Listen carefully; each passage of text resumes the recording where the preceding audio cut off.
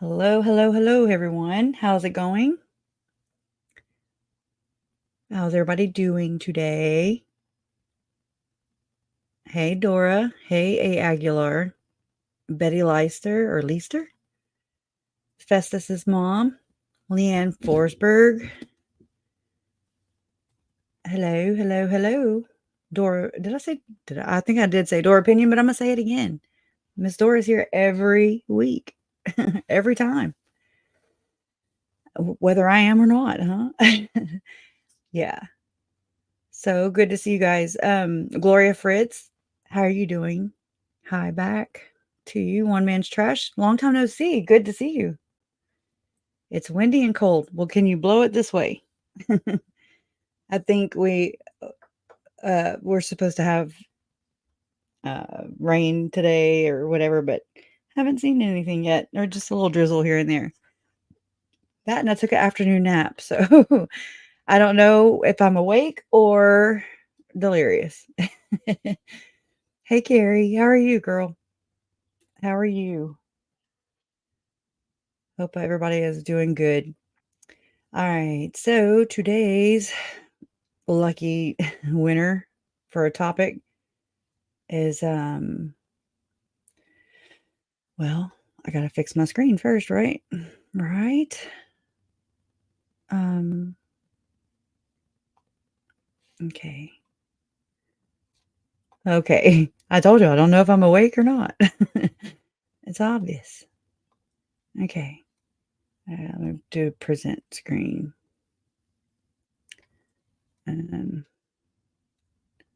Let's see here. Okay, just making sure you can see it. Very cold here at 34, negative 12 Celsius. I don't know what that is in degrees in Fahrenheit. Oh man, right? So American. It sounds cold though. I'll tell you that. Let's see. Here it's 61 degrees at mostly clear. That's what my computer says at the corner there. All right. So this is how, you know, how Tim Ballard searched for and rescued. Why did it do that? And trafficked children. Anyways, one day I'll get it right, huh? And so this comes from a news article that is Blaze News, and Blaze News is owned by Glenn Beck.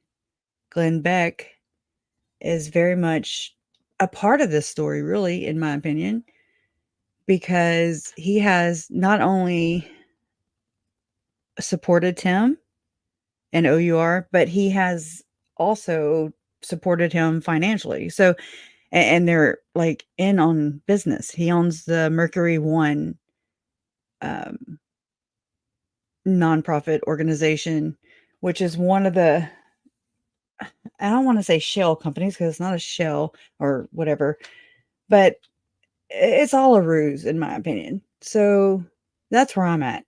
And I keep looking for things, and reading things and learning new things about this whole, you know, case or whatever it is, this whole ruse. It is a ruse.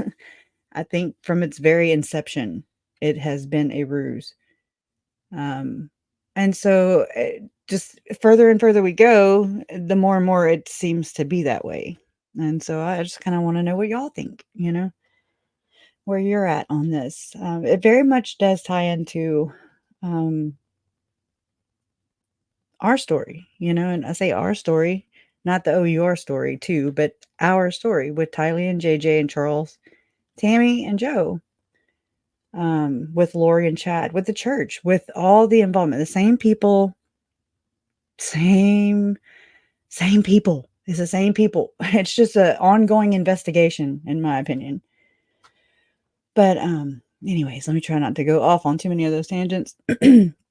So it says Blaze News investigates the psychic who guided Tim Ballard and some Operation Underground Railroad missions for years. Okay. It says last month, Blaze News published a report that took a deep dive into the allegations of sexual misconduct leveled at Tim Ballard, the former a federal agent who founded Operation Underground Railroad a decade ago with the expressed goal of rescuing victims of human trafficking. Now, Blaze News has examined another former O.U.R employee who has played a significant role in Ballard's life and in many O.U.R operations, Janet Russon, a woman who purports to commune with spirits. Okay.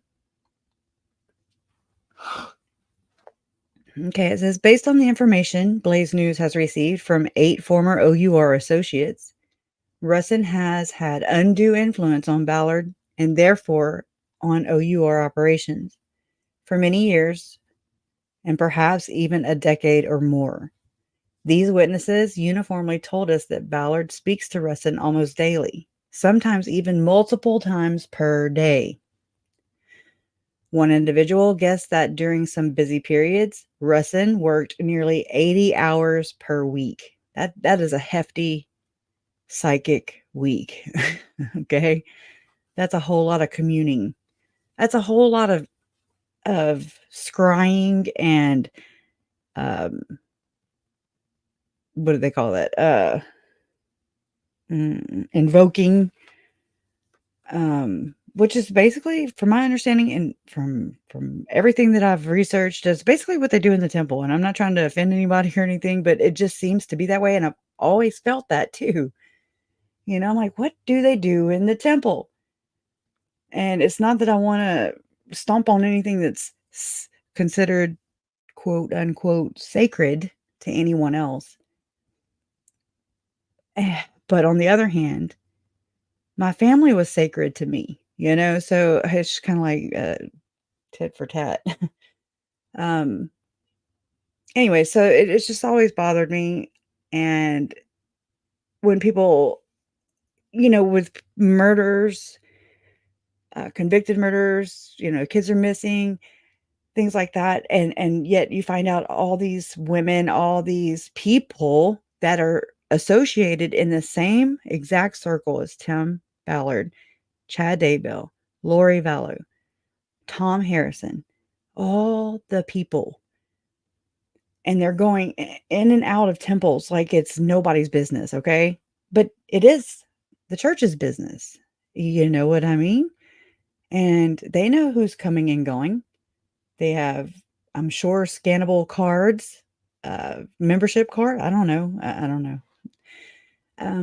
That know when one goes in and out of a temple. That's how we got the temple records, right? From trial. And that's just what was relevant, what was considered relevant to the investigation, according to one of the FBI investigators that testified at Lori's trial. So it's, you know, what do we not know?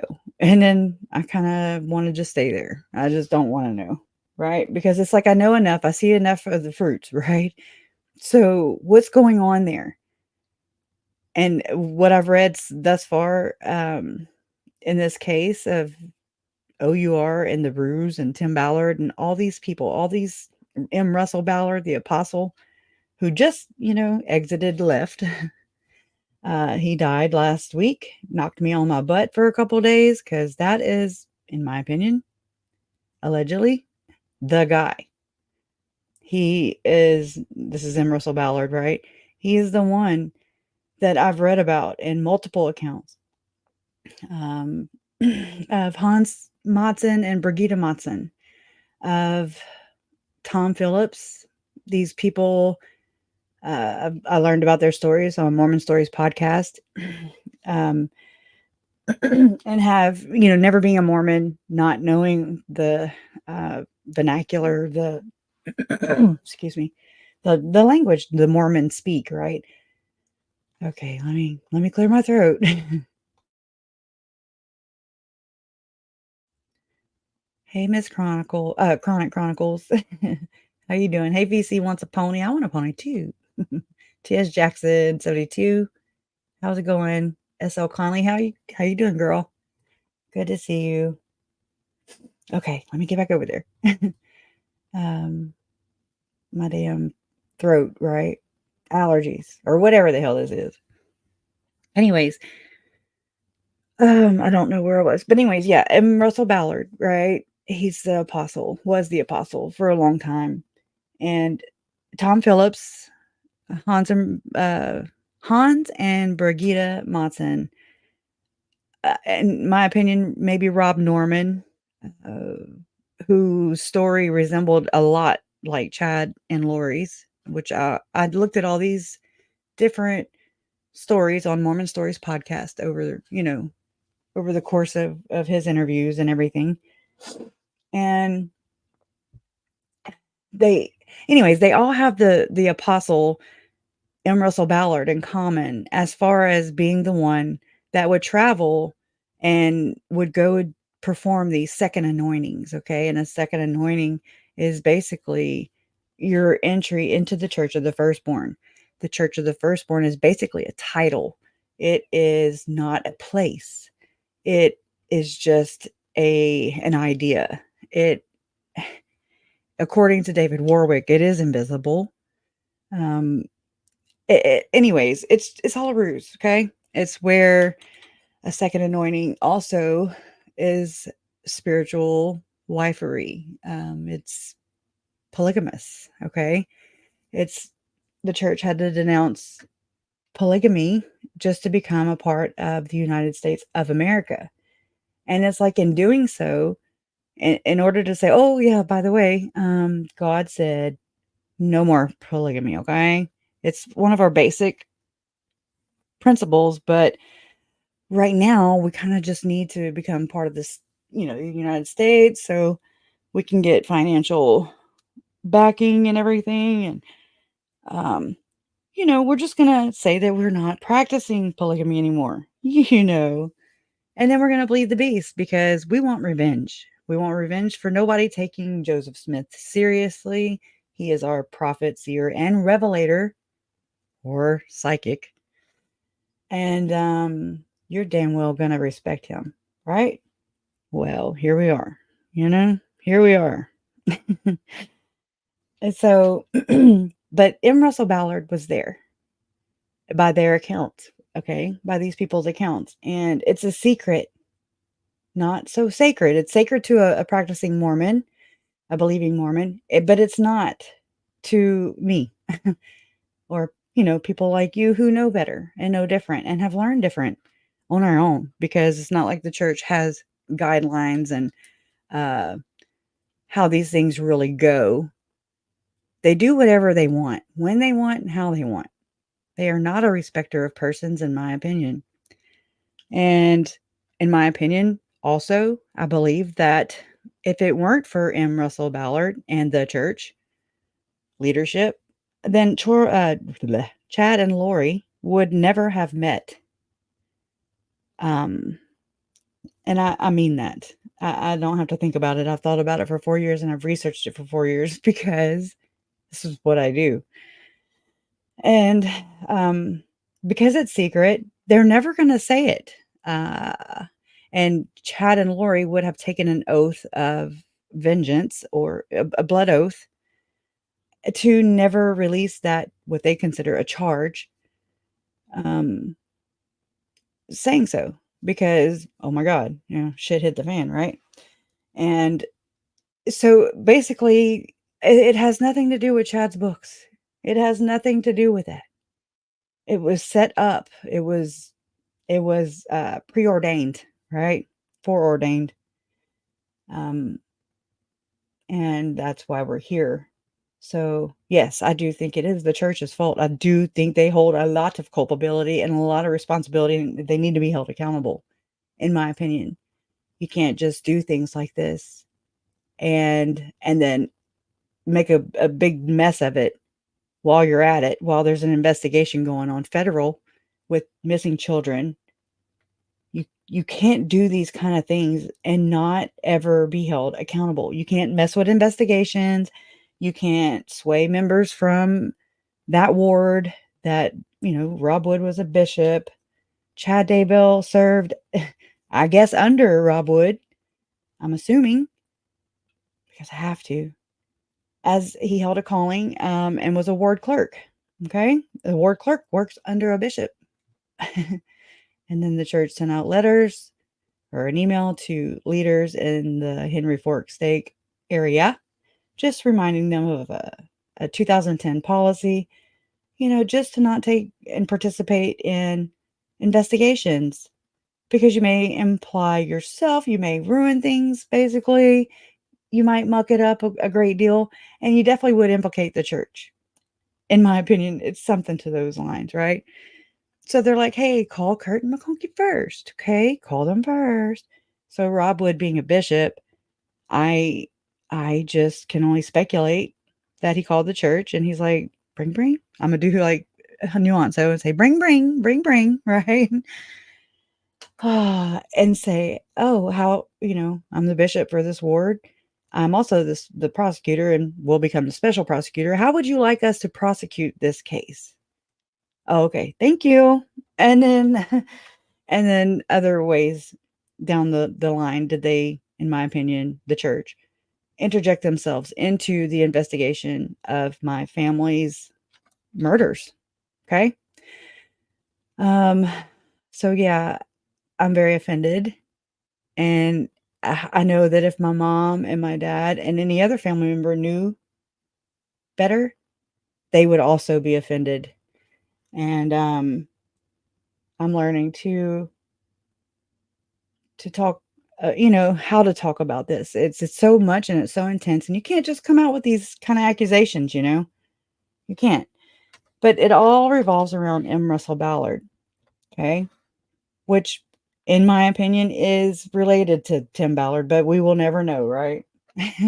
For Mormons being so about their lineage and genealogy, where's that info, right, on Tim Ballard? He's a one of 6 children, which means if he's a Ballard, that probably means that his dad would be maybe, allegedly, I don't know, Russell Ballard's son, and or maybe he's a grandnephew or something, there's something there. Doesn't matter. They were still associated. In the infamous Reddit email, also, there was, which I believe is from Melanie Gibb and David Warwick, and that's what Nate Eaton used as a guideline, right? To ask questions and interview Melanie Gibb, right? A long time ago. Back in 2020, right before the children were found. And, M. Russell Ballard, it said Ballard and Renlund are zombies. I don't know if you recall that, but, and I actually did a video and read the infamous Reddit email out loud. I've read it, we've all read it, or for the most part, all of us have read it. It was on Reddit, subreddit, and it was like, "What?" It was so confusing, especially for a never Mormon. We were like, "Who's Nephi? And who's Mathoni? And who's telling Chad that a special woman would come into his life, right? Who are all what? What a portal in her closet? Oh my god, I died laughing." That's also the day that JJ's mom, his real mom, his birth mom, Mandy, died. That's the day I found out that she died. So I read the infamous Reddit email on camera to distract myself from that loss, Anyways, I know I went way off topic, but it all does connect. I don't know if I'm throwing spaghetti at the wall, or I don't know if people see it too, but I'm just gonna keep saying it and keep talking about it until it gets acknowledged, right? I did the same thing with Visions of Glory with Tom Harrison. I've not shut up. Y'all know that. I circled the wagon all the time ever since. Ever since. Okay. And people were like, "Well, I don't see how it's associated." Well, it is. It very much is. It's a part of this story. It always has been. And so this does Chad or the meeting of the minds of Chad and Lori, in my opinion, and maybe even the mission. I don't know. I just have to speculate, right? Because that's all I've got. Because I'm not, we don't get the truth from Chad, Lori, Tim. Uh, none of these people, and the ones that do come forward, they definitely don't give us the whole truth. Okay. They give us their narrative, they give us what relinquishes their culpability, their responsibility, but they do not have any allegiance or anything with Chad and Lori, but they do have it with the church. Okay. So just know that it's very biased. um, and protected. And it sucks because, yes, I know what it's like to have missing children. Not my own child, but my nephew, my cousin, my step cousin. They're still children. They were in my family. They're part of my family. And they were missing. And the church did not use its huge ass platform to help find them, to raise awareness about them being missing. Instead, they poo-pooed all over this case, the investigation, my family. They poo-pooed all over my family, in my opinion. So that is how I think that M. Russell Ballard connects here. And I don't know how else to break that nicely. Okay. So anyways, all right, based on the information Blaze News has received from eight former O.U.R associates, Russon has had undue influence on Ballard, and therefore on O.U.R operations for many years, perhaps even a decade. I didn't know I read all this already. These witnesses uniformly told us that Ballard speaks to Russon almost daily, sometimes even multiple times per day. One individual guessed that during some busy periods, Russon worked nearly 80 hours a week, providing psychic intel to Ballard. Another joked that Ballard never uses the bathroom without consulting her first. Well, hardy har har har, right? So funny. Goodness. These former O.U.R associates have spoken to Blaze News about Russon on the condition of anonymity. Anonymity. In some cases, they fear violating a non-disclosure agreement, which is something that they learn from the damn church. Okay. That's how they operate too. They will settle with a lot of these abuse victims and stuff out of court, that they use their 1-800-LDS helpline, hotline to report abuse. People think, people on the outside, like myself, believed that at first glance, you're like, oh, wow, the church has a hotline oh, this is awesome. This is good. Wow, they're pro helping victims, and people who are affected by that within their organization. But then you peel it back just one layer, you take one little second look at it. Okay. Operation double take. Okay. And then you're like, holy crap, this is not at all what it appears to be. It is all a ruse, in my opinion. And so then they use this Curtin McConkie, the same one that has been used, and interjected themselves throughout Lori and Chad's cases, my family's cases. During times of competency for Lori, which I highly suspect even happened. I don't believe that she was ever incompetent. I'm not the only one that believes that. And you can clearly see what was going on there with that situation. So I forgot what I was saying or why I was even going there, but the non-disclosure agreements. And so whenever someone settles out of court with the church, they get them to sign non-disclosure agreements, meaning they cannot reveal what happened, how much the church paid, how, the details. They cannot, nobody on the outside can learn what really happens. We can't, if they don't go to court and they're not part of court record and they're not available, if they're sealed, then we are veiled from that. Okay. And which sucks because that allows, we could maybe see more and more and more how this church operates, or big corporations just like it. Okay. they all pretty much behave the same way. It's all about themselves and their image and just the ruse. It's all about the ruse, okay? Let's get back on track. Others are concerned about their own safety, right? And that's just for that. That has nothing to do with murder and kids and da da da da da, right? Second anointings and just imagine. These are just people that have knowledge. Others are concerned about their own safety or possible community or professional fallout from their ties with Ballard and or his allies. Okay. To establish the extent of Russon's impact on Ballard's life and O.U.R's work, Blaze News here attempts to lay out a rather complicated story, grounded in the tragic kidnapping of a young boy that involves Russon's supposed paranormal sight.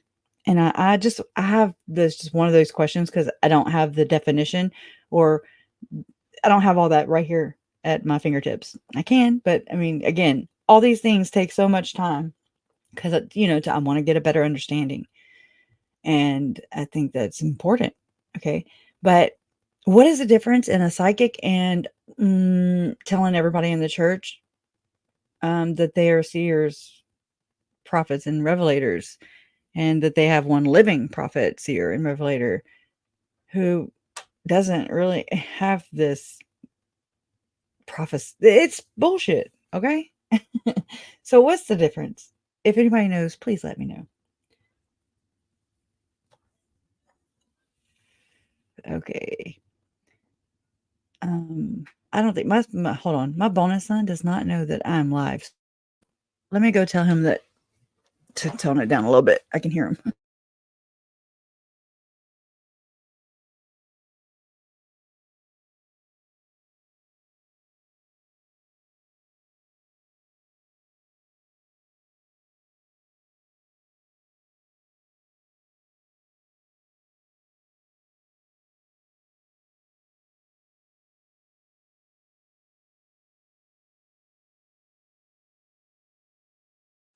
Okay. Sorry about that. Hey, Louisiana girl. Hey, Angela. How's it going? Oh yeah, I will, Carrie. Larry's having shoulder surgery this week. So we're not gonna do Thanksgiving dinner, but we will check on him. So appreciate that. Okay. Back to the story. Okay.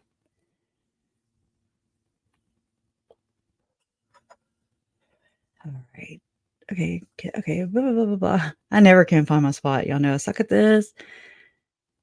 And balls. Okay. Paranormal. Okay. All right. It is so full of intrigue that members of Ballard's inner circle have recently contacted Blaze Media Management and even family members of key Blaze employees to try to shut this story down. Why? What is so wrong with the truth? It's like for people who claim to be Christ-like. I'm like air quoting back here. They are opposite of what they say and what they think. I think that has been very obvious from the beginning. But anyways, okay, so efforts that ultimately were in vain, right? Because it's not right. It's not right. Okay, this title is a very sheltered looking soccer mom-ish woman from Utah who is Janet Russon. Who is Janet Russon, right? So, let's see. I'm gonna pull up the article. I didn't have it pulled up. I threw it into a presentation and rolled with it, and here we are. Blaze News. I'm gonna pull it up so you can see a picture of her. Okay, so here we are. Oh, no, I don't want to join. Anyways, so this is her, allegedly. Pretty much with her little notes right there. Okay, there's Tim. I've came up with a a nickname for Tim, and it's Tim Shady, right? Instead of Slim Shady, it's Tim Shady. Anyways, I know it's dumb, but it made me laugh more than once. So, a very sheltered looking soccer mom-ish woman from Utah. Who is Janet Russon? By all accounts, Janet Russon, who's 60, appears to be an unassuming wife, mother, and faithful member of the Church of Jesus Christ of Latter-day Saints. One former O.U.R associate who went on an operation with Russon once described her as a quote, very sheltered looking soccer momish woman from Utah, unquote. A description that matches those given by many sources who spoke with Blaze News. Russon, a Connecticut native, right? You know who else was from Connecticut? That would be Serena Sharp, one of the inner circle for Chad and Lori. Okay. And Sherry Dowdle, I do believe, who is a woman that Melanie Gibb contacted via Facebook and told her a different version of how my family's murders happened, right? Like it was just the latest goss, you know? So infuriating, right? All right, so she's lived in Utah for some time. She also appears to have a passion for helping orphaned children find adoptive homes. That's because she's in affiliation. She's on the board of members for and with Catherine Ballard, who is Tim Ballard's wife. Okay, and it's Children Need Families. And I looked on it probably midweek last week, and she was still on it. So there's that, and it's not even registered. It's not a registered nonprofit. Okay, so they're doing this, and then the whiteboard meeting also that Lynn Packer has dubbed as and broke the story on. Please find him, Lynn Packer, on Facebook and follow him. He's also on AmericanCrimeJournal.com. And in my opinion, he is the reason why this story has gained traction. Him and the Utah County attorney or Utah County prosecuting, I think that is who it is, prosecuting attorney Troy Rawlings. It's those two that really have pushed this and got it to gain its traction, like it should have a long time ago. People just let it be unchecked, not fact-checked, because it involved Tim Ballard and Apostle M. Russell Ballard, who's going around and soliciting, allegedly, donors through the church. And maybe he didn't release a donor list. Probably not. I doubt there was a damn donor list. So I don't know why, that, I don't know. I don't know the origins of that, but it doesn't matter. You still know who's who in in those circles, I mean, the rich and the famous, they're gonna birds of a feather flock together. There's Paul Hutchinson, on video saying, how you throw parties that are rich and famous, you invite the rich and famous. So I don't know what he says exactly, but it's something along those lines. And that's because they all travel in the same circles. Okay. They know who's who. And so for Russell Ballard, the now late prophet, seer, revelator, who was in the leadership of the Church of Jesus Christ of Latter-day Saints, died last week, allegedly reached out to Russell Brunson and was like, hey, there's this great cause. It's called O.U.R, Operation Underground Railroad. And this is Timmy. And I meet with Timmy once a month for 10 years. Okay. And I give him special priesthood blessings. And, there's word out there that it's okay for the couple's ruse, which is stupid. Okay. A lot of this logic comes from the church, in my opinion. It's backwards. Which, I mean, look at Jody Hildebrand. Come on. Pain equals good. It's love. It's so backwards. Anyways. All right, Russon, a Connecticut native who has lived in Utah for some time, also appears to have a passion for helping orphan children find adoptive homes. According to a biography of Russon posted on an old version of a website for an adoption related nonprofit where Russon once served on the board of directors of that one. Okay. She does serve on the board of directors. I think she's the CEO, actually. I think on Children Need Families with Catherine Ballard. Okay. Russon and her husband have 9 children, 7 of whom are adopted. Well, bless them, right? Okay, so I'm gonna show you this. That is so huge. Let me let me back that down a little bit. Can't even see the damn thing. All right, this is on the Wayback Machine. Um, I don't really come here often, so I don't really know but it was captured, right? This is Brady, founders and board members of whatever this is, Heroes. What is it? Rod's Heroes. Okay. All right. Peter Vazoki, or I don't know how to say his name. Why is there a J in right behind an F? That doesn't make sense. Anyways, I'm just looking for Janet. This all goes hand in hand also with, in my opinion, like Lori and Charles adopting JJ. As if JJ was like the latest Mormon accessory for a mom, you know? And it makes me wonder a lot of times, way before this, came out. I'm just like, it's a title. It's like, oh, okay, here.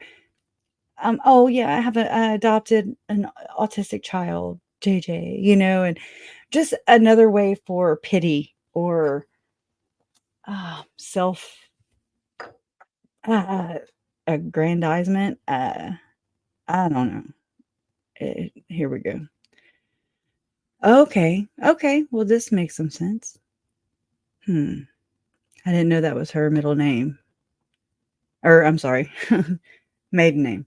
Janet Burgess Russon serves. Okay, she's married to Owen, maybe? I don't know. I'm going to check into this and maybe y'all know. Janet Russon, it says Janet Burgess Russon.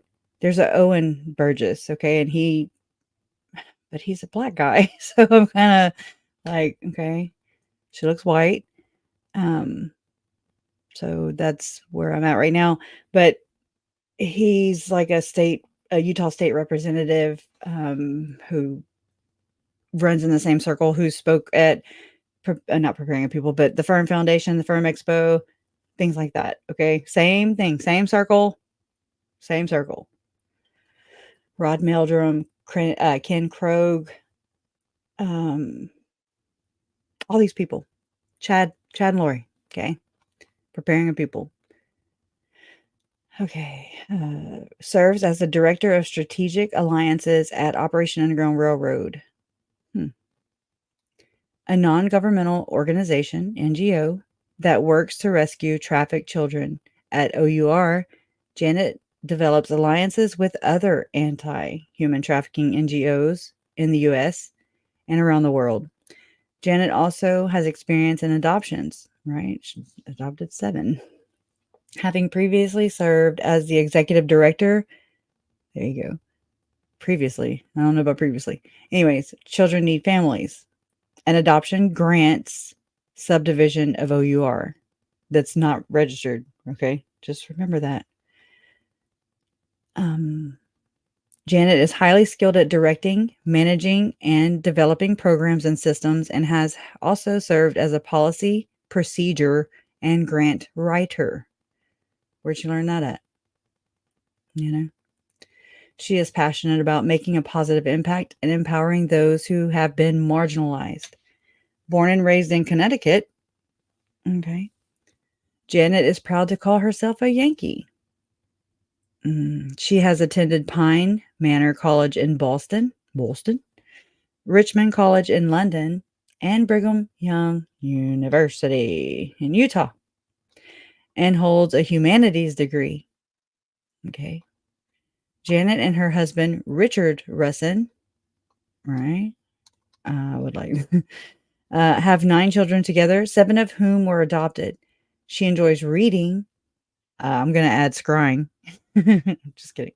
Flexing her foreign language skills and traveling with her family. In her spare time, Janet loves all sorts of physical activities, including figure skating, hiking, skiing, and tennis. Okay. Well, God, that's awesome. You know.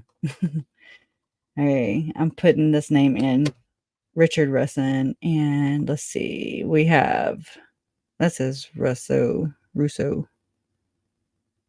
I need this one. Well, damn. Oh, okay. I just laugh because of this right here. It's the first thing I think of.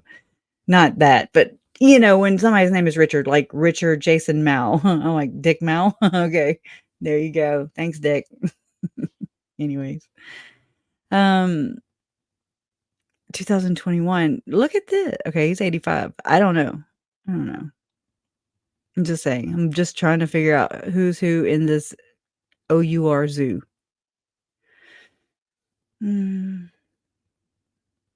Let's see. 56, maybe.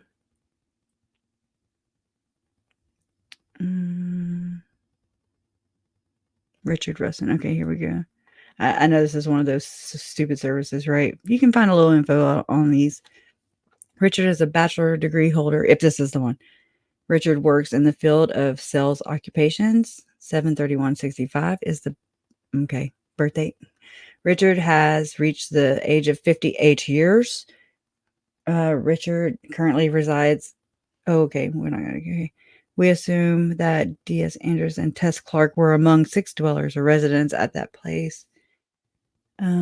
Prior to this, he lived in Provo. Okay, this is interesting. Oh, okay. There's a chance the phone number. Okay, whatever. Littleton, Colorado. South Jordan, Utah. So dude that just had an obituary. I mean, he could be older. I don't know. You know how people die around these people. Anyways, just something to look at later, or we'll never finish. Okay. All right. So I'm going to get back on track. Oh, it was right there printed out. Damn. All right. We're going to pretend that didn't happen. All right. So we already read that. We went to the Wayback Machine. Russon's information was removed from that website sometime after June 10th of this year. Well, that's interesting. This year. I mean, why? And that was right around the time that this story came out and broke. Finally, it's been out for me and people who have been, who have been here. Okay. Because I've been watching Operation Underground Railroad for quite some time, since 2020. Okay, it says after June. Okay, though whether she still remains involved with the nonprofit is unclear. In response to a request for comment, the nonprofit, which Blaze News is not naming at its request, said, quote, Janet's involvement as a board member was because of her personal experience as an adoptive mother of 7 children. So not because she was qualified. It's just who you know, right? She is no longer a member of our board, unquote. Russon assisted with adoption-related work at O.U.R for a couple of years as well. She left that organization shortly after Ballard did last summer. And the next title says, either wrong or irrelevant, Russon and the work of remote viewing. Y'all, this creeps me out. I'm not even playing. Just the stories I've learned about, just independently researching, right? And I'm like, what? Visions of Glory, Tom Harrison, portaling. Okay, when portaling comes onto your map, you're like, what is portaling? What is that? What does that mean in this context? Then you find out. I found out that. Let me resituate. And then I found out that, how there was talk of portal in the closet, right? And how Chad made a portal in Lori's closet. That made me crack up so bad, right? We're like, what? What's really going on? And zombies and all these weird things, okay? And it's surrounding your family's disappearance and murders. It's disturbing. Okay. So, yeah, I do some digging. But it all goes into this idea that spawns.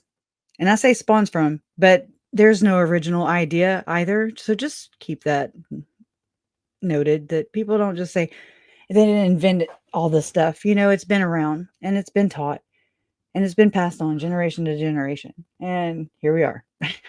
Okay. We're making a real mess of ourselves, in my opinion.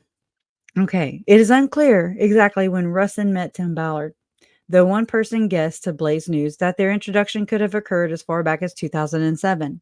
What is clear is that whenever they met, Ballard quickly became fascinated by Russon's purported ability to commune with spirits and began consulting her about early rescue missions by 2013. Okay. Well, Operation Underground Railroad came about in 2012. So, wasn't far. Well, this doesn't really check out then. Hold on. Just put a pin in that.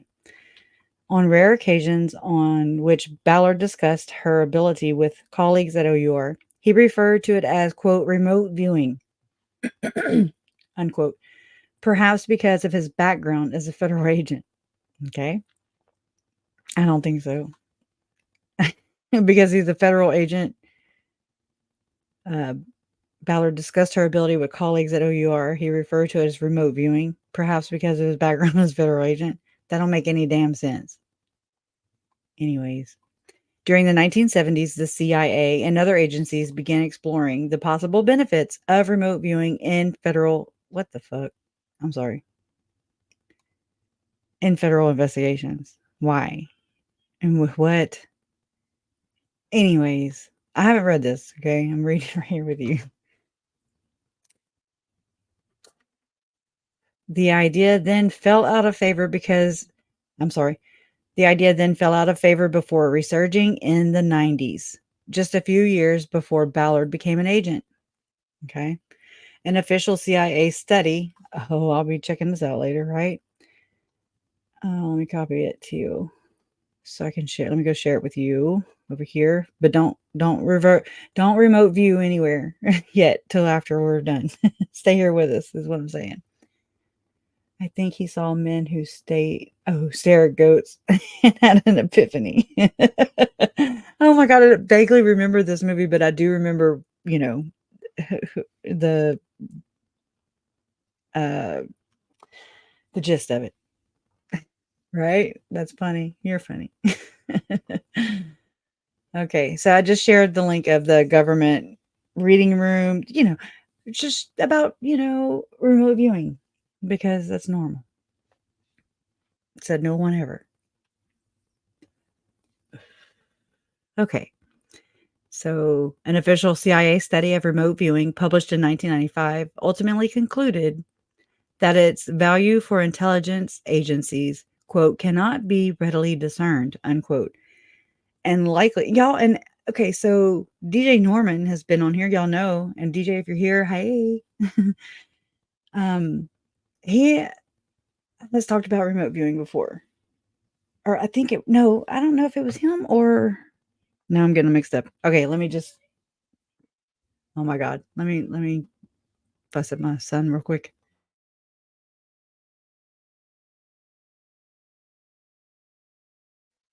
Oh my God, I don't know what he does in there. He has like a party every night. We're like, dude, what are you doing? Who are you talking to? Right. We can only wonder, right? Well, I mean, think about it. Just from what I've learned thus far, I do believe that Julie, and from what Hidden True Crime has released, that and confirmed with multiple sources that Julie wrote, and I heard this in the beginning. We just didn't have it confirmed, right? And um that Julie and Chad were traveling or whatever. They were meeting with Tom Harrison, Visions of Glory dude, who's friends with Janet Russon. Okay? I mean, she was meeting them at Thanksgiving Point, which is a place in Utah. I can Google it real quick and show you what they mean when they say Thanksgiving Point. I was like, okay. Because I mean, I've heard that also in Jody Hildebrandt's story when Jesse Hildebrandt went on Mormon Stories podcast and Hidden True Crime. No, not Hidden True Crime. No, not there. But anyways, when that came out, when they came out with their story and talked about Thanksgiving Point, and this is about Thanksgiving Point here. We're going to go there.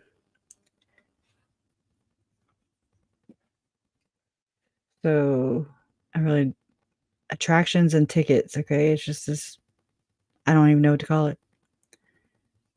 Butterfly Biosphere, Mountain America, Museum of Ancient Life, Ashton Gardens, Farm Country, Museum of Natural Curiosity, the Carousel. It sounds with in context with these people, it sounds freaking creepy. Okay? I know there's nothing good going on. Okay. Seems like they just have these, it's a venue that has just different okay, here's a I saw a garden. Here's a map. There's a golf club, show barn, Tower Deli, Ashton Garden, the Carousel. Okay, I already said all those.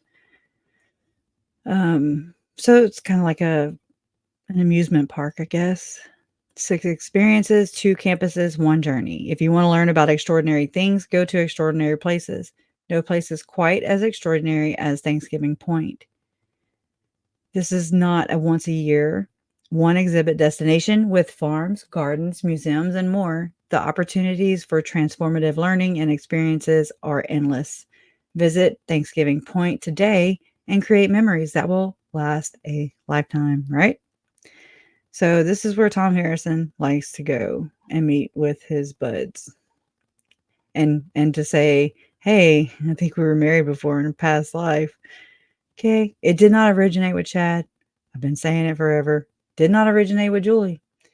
It they aren't that they're not that uh imaginative, right? Okay. So, let's see.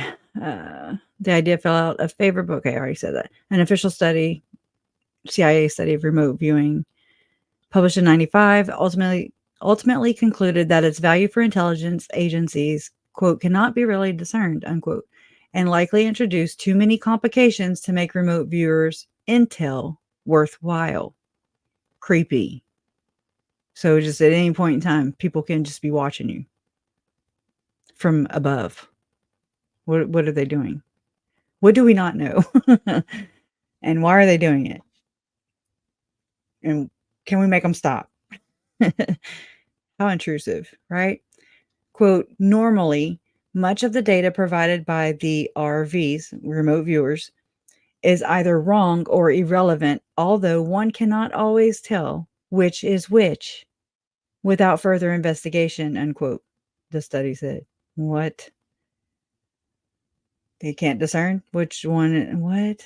Much of the data provided by is either wrong or irrelevant, although one cannot always tell which is which. I don't even know what they're referring to. If it's worthwhile. Anyways.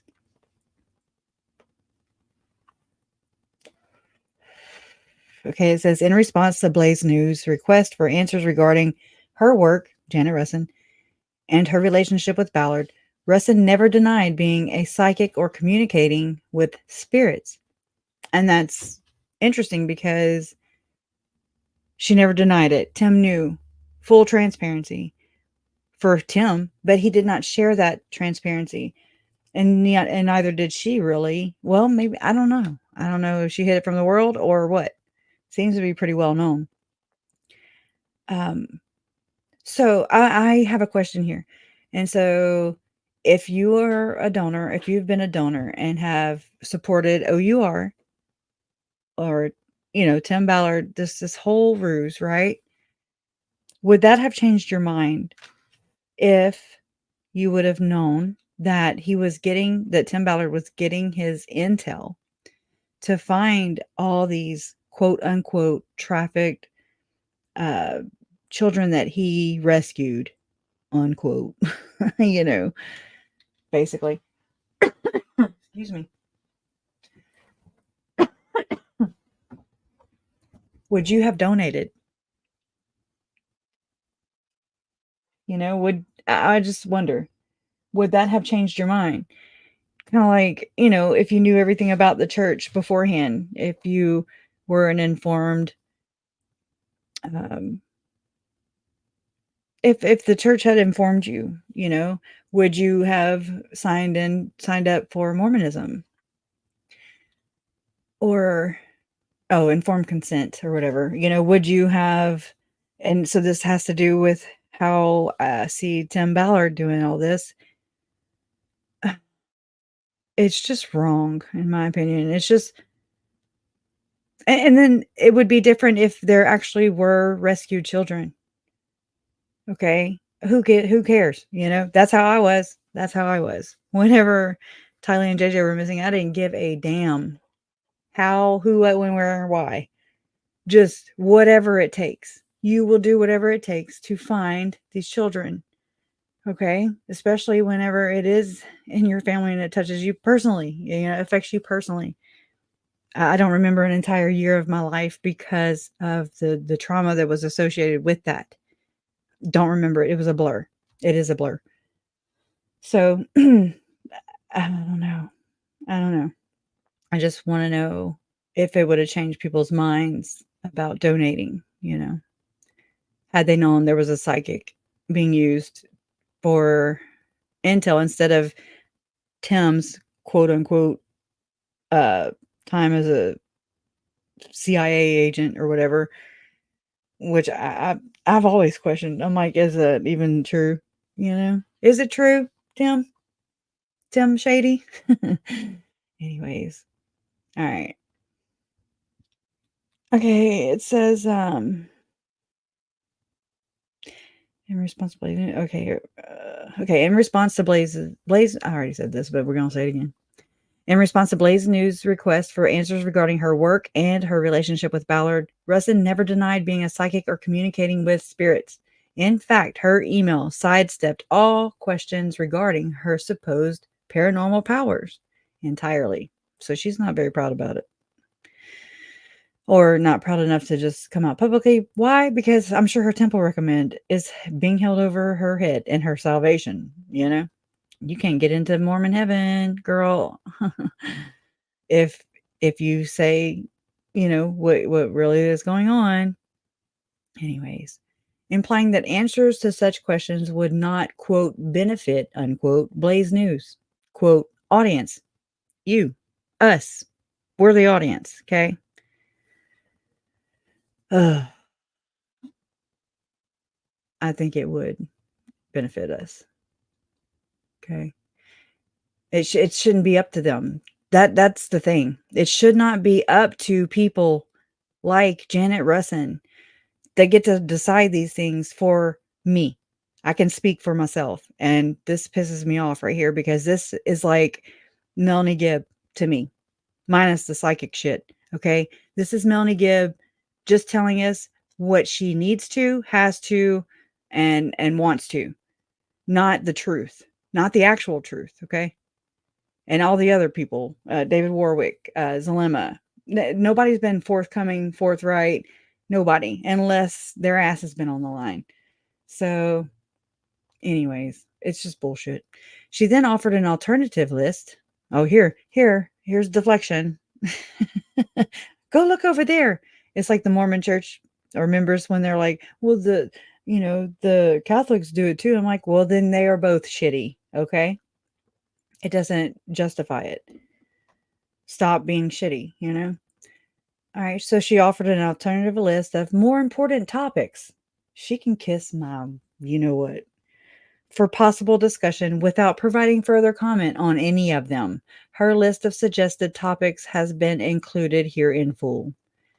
Anti-trafficking of minors, the U.S. border crisis, new legislation to improve border policy. These are more important. Prevention of trafficking through adoption.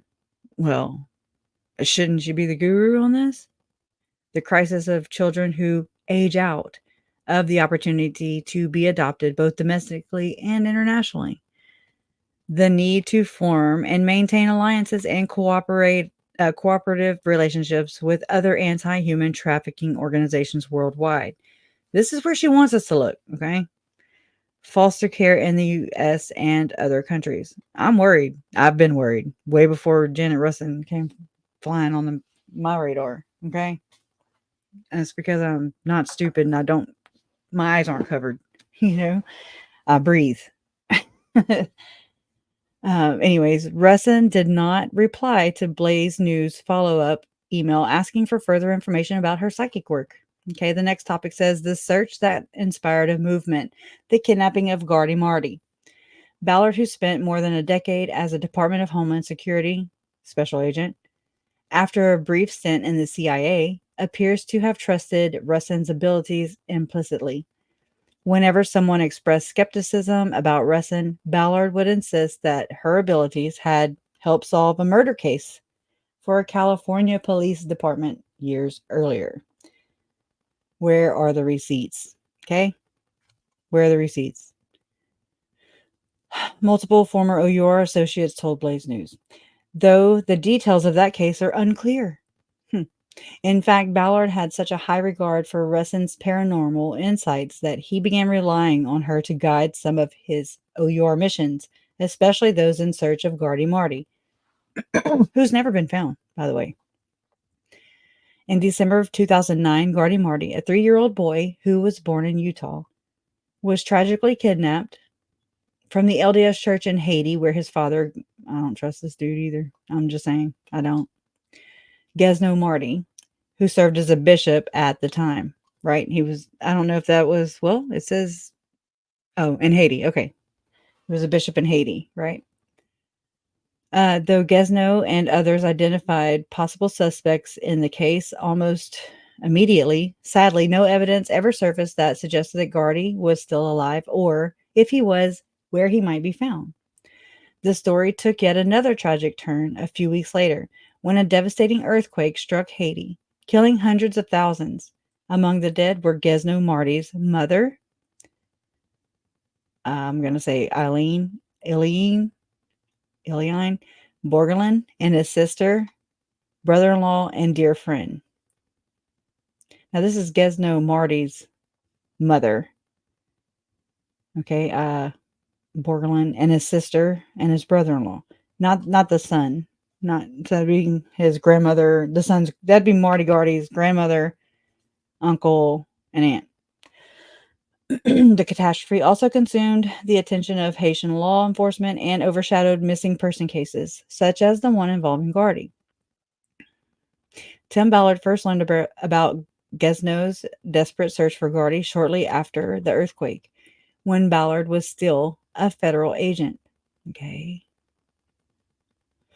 An O.U.R blog post from 2020 said, okay, despite the low likelihood that Gardy could be found, even with significant resources and manpower, Ballard claimed he couldn't get Gesno's despondent face out of his mind and immediately determined to do whatever he could to find Gardy. I know the sentiment. Whatever, right? You do whatever. Ballard's boss at the federal agency asked him to drop the investigation, the blog post stated, but Ballard decided to leave the agency rather than abandon Gardy's case. Quote, if I stayed in my government position, my promise to Gesno was empty, unquote, Ballard said, according to the blog post. Quote, in 2013, Operation Underground Railroad was born, and we headed straight for Haiti, unquote. Unfortunately, that first O.U.R mission designed to locate Gardy, Operation Voodoo Doll, failed in its initial objective, as has every Gardy-oriented mission since. So, okay. O.U.R claimed that Operation Voodoo Doll successfully rescued 28. This is what gets me. This is that backwards logic. O.U.R claimed that Operation Voodoo Doll successfully rescued 28 kids from trafficking. a number that multiple Blaze news sources seriously doubt. I doubt it, dude. Been doubting. But Gardy was not found, and his whereabouts, if he is still alive, remain unknown. And note this too, that it has been said, I've read multiple accounts, so it's just kind of the known narrative, that M. Russell Ballard was boots on the ground for that operation, and that Tim had called the M. Russell Ballard, right? And to have like the news crews there for whenever he went in and rescued Marty, right? It's for publicity. Okay. Well, he did not rescue or find Marty Gardy. Okay. So just know that the apostle of the Church of Jesus Christ of Latter-day Saints was involved there. Okay. Though Gardy's case appears bleak, Ballard has frequently used the story of Gardy and Gesno's desperate desire to find him to raise funds for O.U.R. That is what it's all about right there. It ain't about Gardy, in my opinion, and it ain't about Gesno's desperate desire. It is all this man's desire right here. Many videos and other promotions featuring Ballard describe Gardy's story as, quote, the search that inspired the movement, unquote. All right, so we're going to watch this. Let's see.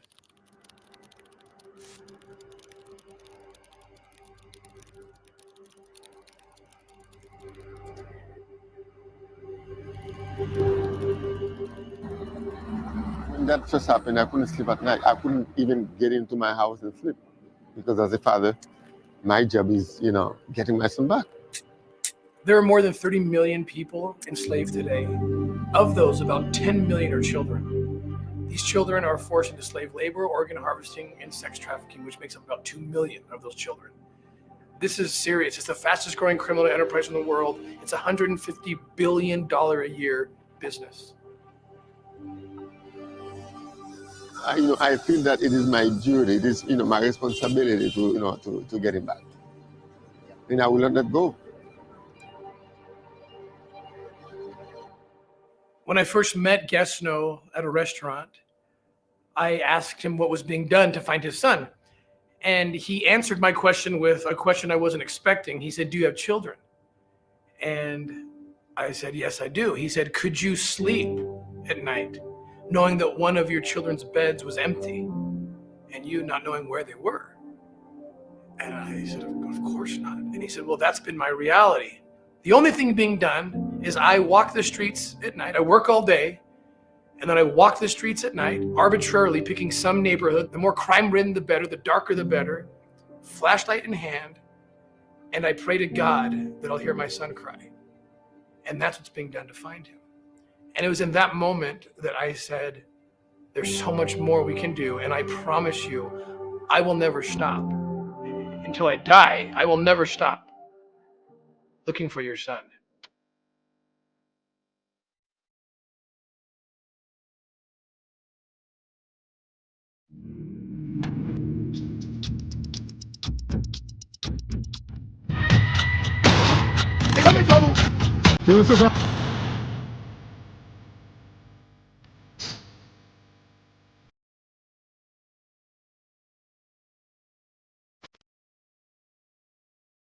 I had to go talk to the father, this father that we promised we'd find his son, and we believed we would. And I barely eked out the words, that we didn't find your son, but we did rescue 28 children. And at that point, his face lights up and he says, "Wait, why are we crying?" And I said, "Because I'm worried about the one we didn't get." And he said then the most profound thing I maybe have ever heard. He said, "If I have to give up my son so that these 28 kids can be rescued, that is a sacrifice I'm willing to make." And that bothers me. Okay. Because that seems to be the logic to move any of these people. This is justifying the means for the gain, right? They're willing to sacrifice the one for the many. It goes hand in hand with that logic. And so it bothers me. Why would he light up? Why would the father be like, "Oh, right, you didn't find my kid"? But you know what? Hey, I'd rather sacrifice them. That right there, that word sacrifice is very, very, very triggering because that's most likely what happened, in my opinion. But, we'll never know. It's it's gross. People are complicated.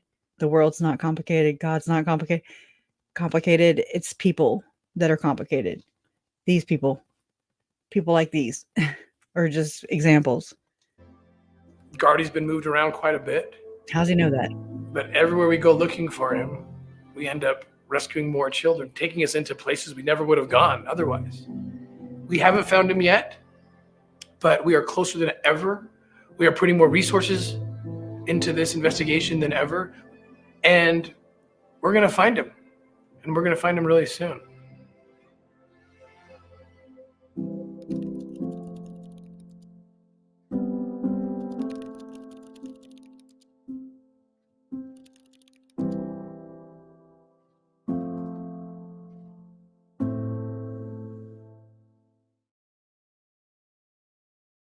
Oh, I wonder if that's like steel. Like, I just realized that. STELE. Where did it say it? Right here. I need to look that up. Not right now, but this. Because slave stealers. Okay. All right. Sorry. But yeah. Okay. The theatrics that go into this are next level, just like everything else. Zombies, all these, the latest second comers, right? That's what I've dubbed them as, second comers. The Blaze Thibodeau shindig or whatever thing, controversy that just happened. And I have not seen any, speaking of, Blaze Thibodeau and Spring Thibodeau and what's that dude's name? Brooke Thibodeau, all those people. Oh, not Brooke Thibodeau, Brooke Hills, I think. Brooks, I don't know. Anyways, that story. Where are their, the mother and the uncle were allegedly arrested in Alaska and then extradited, right? Or maybe they haven't been yet. I don't know. To Arizona. Arizona does release mug photos. Where are their mug photos? I want to know what's going on with that story, the rest of it, because I didn't buy it at all. The whole thing, the whole narrative, and the victim there is Blaze, and then by extension, it's us, because it's like, what? It's pulling at our heartstrings. We are concerned, and these people are just like, yeah, this is the Lord's second coming. Yeah. And really, I'm to the point where I believe the second coming is whatever this new world or the one world government is. I'm just saying, I don't know what else to think about it. It's weird. It's weird. It's weird. And I don't know. Anyways, it bothers me. All these people are just, I don't know if it's coming from, I know it's the source is the church. Okay. I don't see any Catholics or Baptists or anybody just being like, oh my God, just talking crazy. Watch Nuance Ho and her, don't know the name of the dude. Is his name Todd? Maybe. I think I remember that. And he's talking anyway. He's just the latest. It's just what's the point, and where is it really coming from? Who's spinning it? Like, why is this really happening, or who's setting this into motion? Who is pulling the puppet strings? There's the master puppet, right? And we were watching it play out right before us with Chad and Lori in a court of law. And to the point where death can be on the table and they are not going.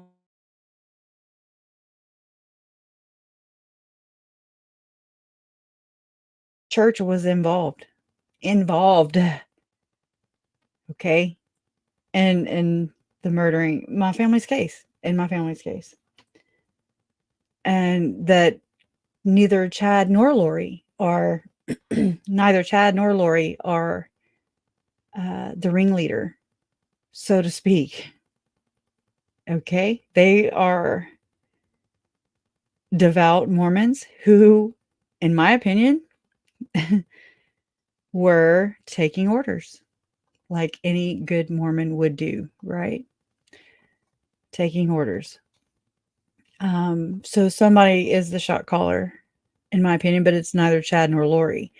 I feel like they were assigned this mission, 24 zombies, right?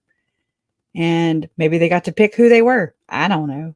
I can only speculate because that's all I've got. But there's somebody pulling the puppet strings, and it's above Chad and Lori, in my opinion. It's above Tim Ballard, you know?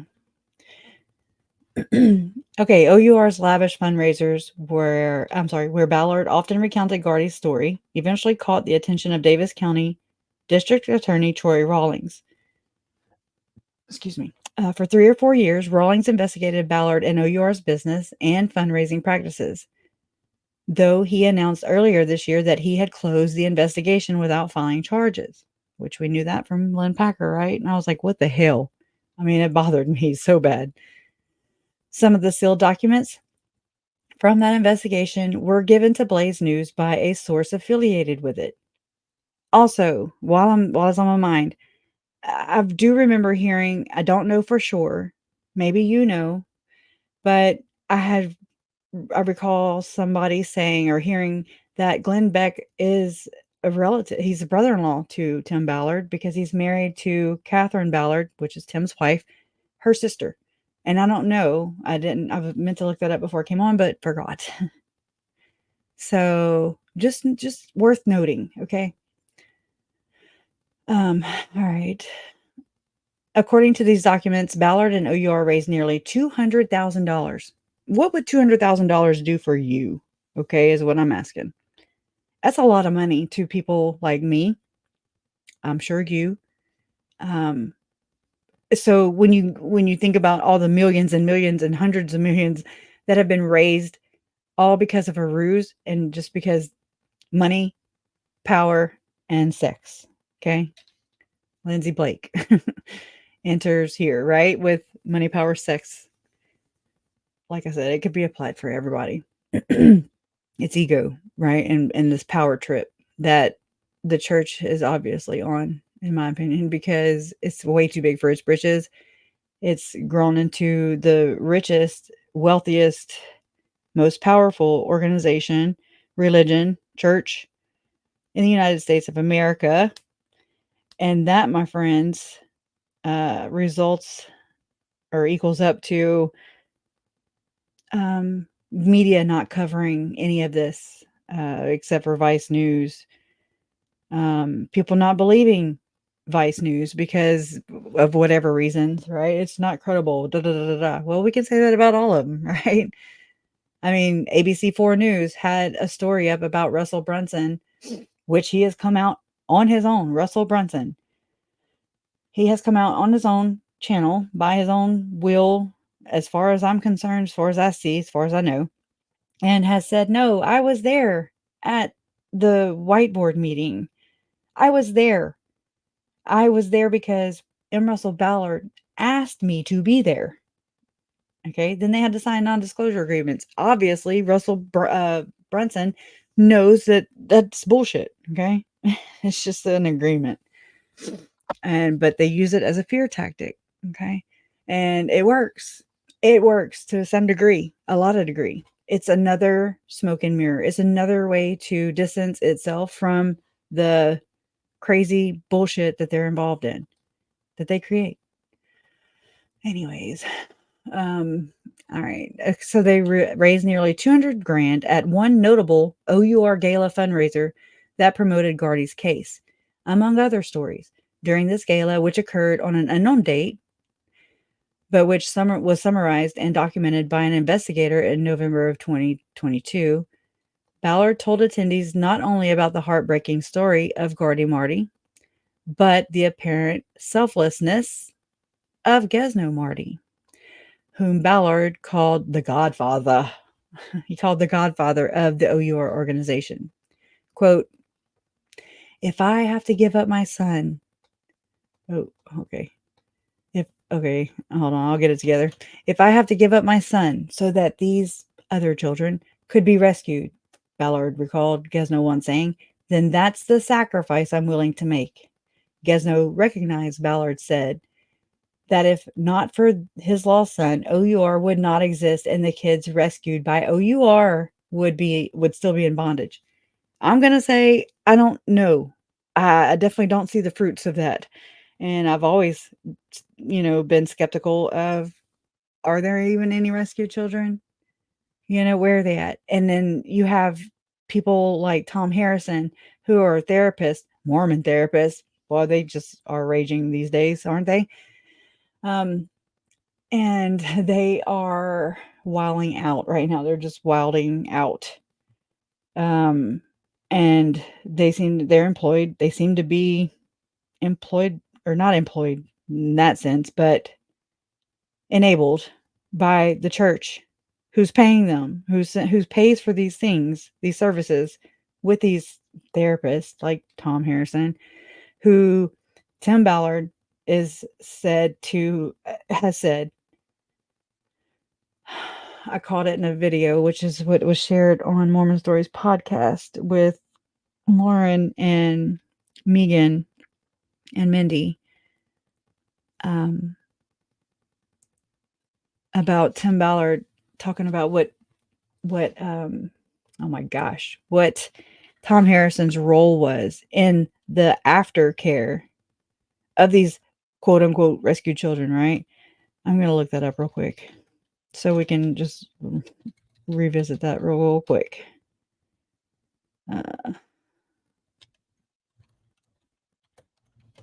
Hold on just one second. I just think it's important. Let's see. Let me go to videos. That's 12 seconds. Okay, here it is. All right, let me switch to the screen. Times that I served, times that others served me. And all of a sudden, as I just thought about those moments in my life, I was filled with something that I recognized. It was the same thing I recognized when I had gotten off on the freeway, off the off-ramp, to go visit this little boy. I felt optimism. I mean, I was in tears. I was just like floating. I felt like I wanted to go run a marathon from his house. I was like, what is this? I felt optimism. I felt courage, unity, these amazing things. I said, what is this? He says, Tim, it's a chemical reaction. It's a chemical. When you give, when you serve, your brain actually releases these amazing chemicals, oxytocin, dopamine, endorphins, serotonin. And it's what, and if you're a spiritual person like he is, he says, these are the chemicals God puts in your body that opens up the heavens, that helps you to get past the physical and into the spiritual. But whether you believe that or not, the reaction, the fruit of this is real. So I wanted to do my own research on it, and I found a brain specialist, one of the people that helps us heal the brain of the children who have been traumatized. His name's Tom Harrison. That bothered me. I was like, what? And this is what he says, his research. The research is conclusive. Through ongoing acts of service, charity, thoughts of kindness, and gratitude, the brain releases a powerful cocktail of chemicals, which include oxytocin, endorphins, dopamine, and others. These chemicals, in turn, produce in the recipient positive benefits, which produce higher levels of achievement, increased creativity, positivity, optimism, and unity. Why are these fruits so important? Why are they important to you? Teach these things in your home, to your children, in your businesses, to your employees. Can you go to your employee and say, all right, be creative? I mean, you can say it. Be optimistic. Be a unifier. Be a team unity. You can say it all day long, but how do I do it? How do I be creative? How do I just do this? I don't know. You do it by creating the environment in which service is prominent, is paramount. See his name right there? You encourage your people, your family, to serve others. This is why Tony Robbins is always saying the secret to living is giving. That's his life mantra. And that's why he gives so much. And he's the Chad Daybell here, he don't even have his own ideas. Okay. And so then I found it in this video as well.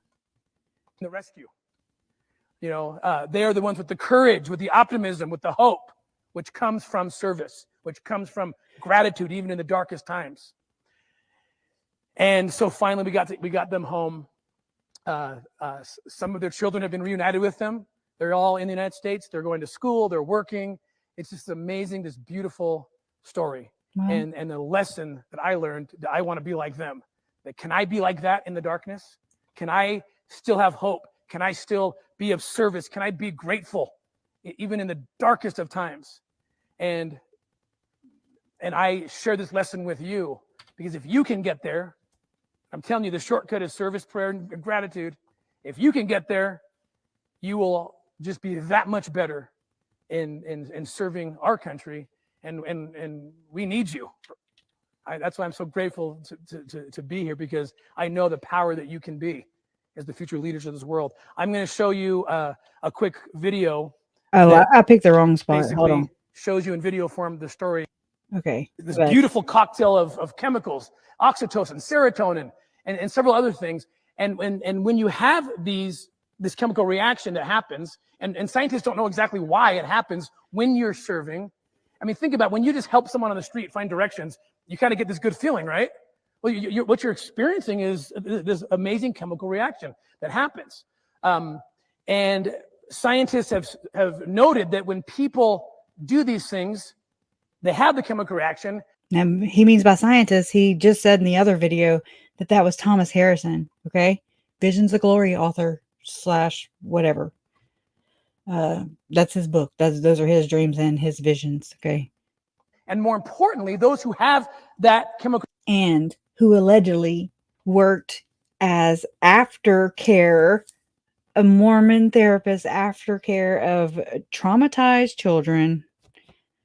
Okay, this brings to mind, oh my God, David Hamblin, Robert Hamblin, David Hamblin's father, Jody Hildebrandt, Ken Krogue, who he is, Tim now is the founder of the Spear Fund. Ken Krogue is the CEO of that. He's another Mormon billionaire that knows Chad, has a whole freaking playlist on YouTube. Okay. I didn't think about that till just now. Sorry. Sorry, neighbors. No, I'm sorry. Thought I'd make you laugh or vomit. I don't know. No, I'm sorry. Let's see. I'm going to go to here and I'm going to show you this because Ken Krogue leads up, basically funds. He's another funder, you know, another rich ass Mormon. Where the hell is he? That's weird. Let's see. Let me go here and then I'll go from there.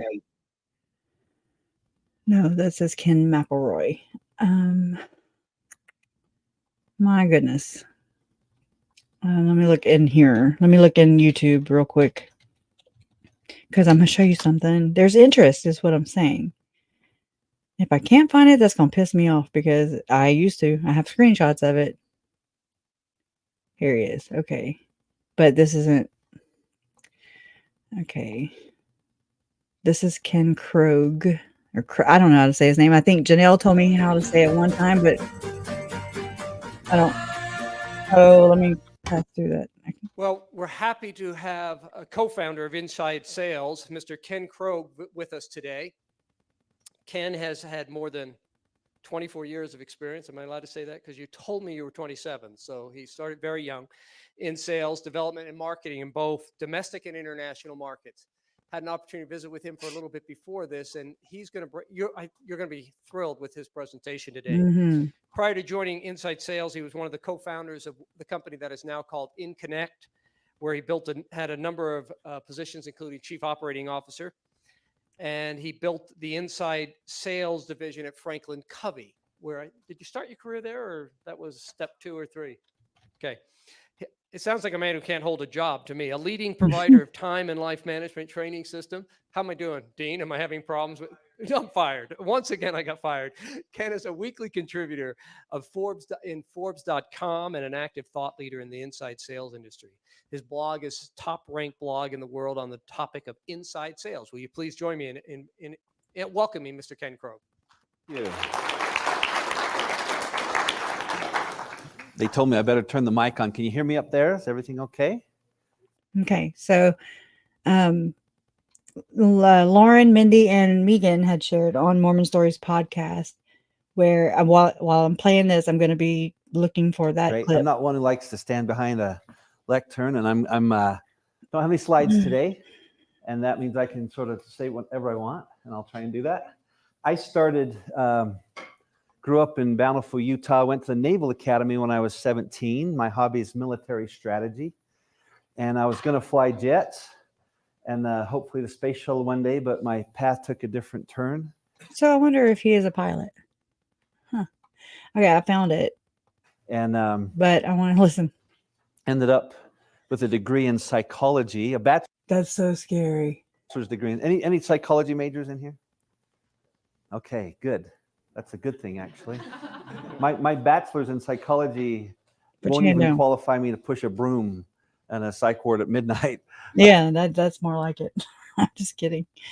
Okay, Ken Krogue helped Tom Harrison found Eternal Core and served as its CEO. Jody Hildebrandt participated in his 2019 Eternal Core conference. Like Jody and so many others active in Tim Ballard's orbit, Ken strikes me as a deeply troubled person who unsurprisingly consulted for the LDS Church. Right. This is Bacino Blanco on subreddit. Ex-Mormon subreddit. Okay, so I'm going to play this clip. Oh, hell. Again, about 4 years ago, Back here. I was asked to consult with the LDS Church about 5 years ago. Again, about 4 years ago. And I asked them, I said, what's your single biggest challenge? I was there for over 2.5 hours.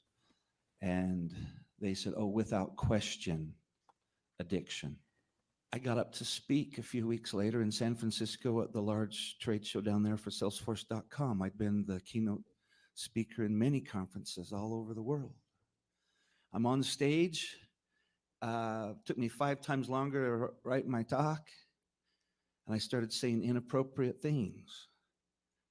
And most of the people in the industry knew Ken Krogue, a Mormon kid out of Utah, he doesn't usually talk that way. I knew I was in trouble. And I came home and talked to my dear wife. And shortly after that, I went on some business trips and started realizing I was having temptations. I gained like 35 pounds. I started having uncontrollable temptations around pornography. And it was weird temptations, things you'd have as a teenager. I couldn't even slow it down. I knew I was in trouble.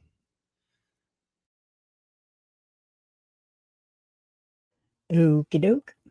I was asked to consult with... okay. But I wonder... Okay, that might be it. I don't know. Anyways, veered way out of the orbit, right? But it's all connected. And so I don't know how we can talk about these things and not, tie these other things in. That's... my brain works that way.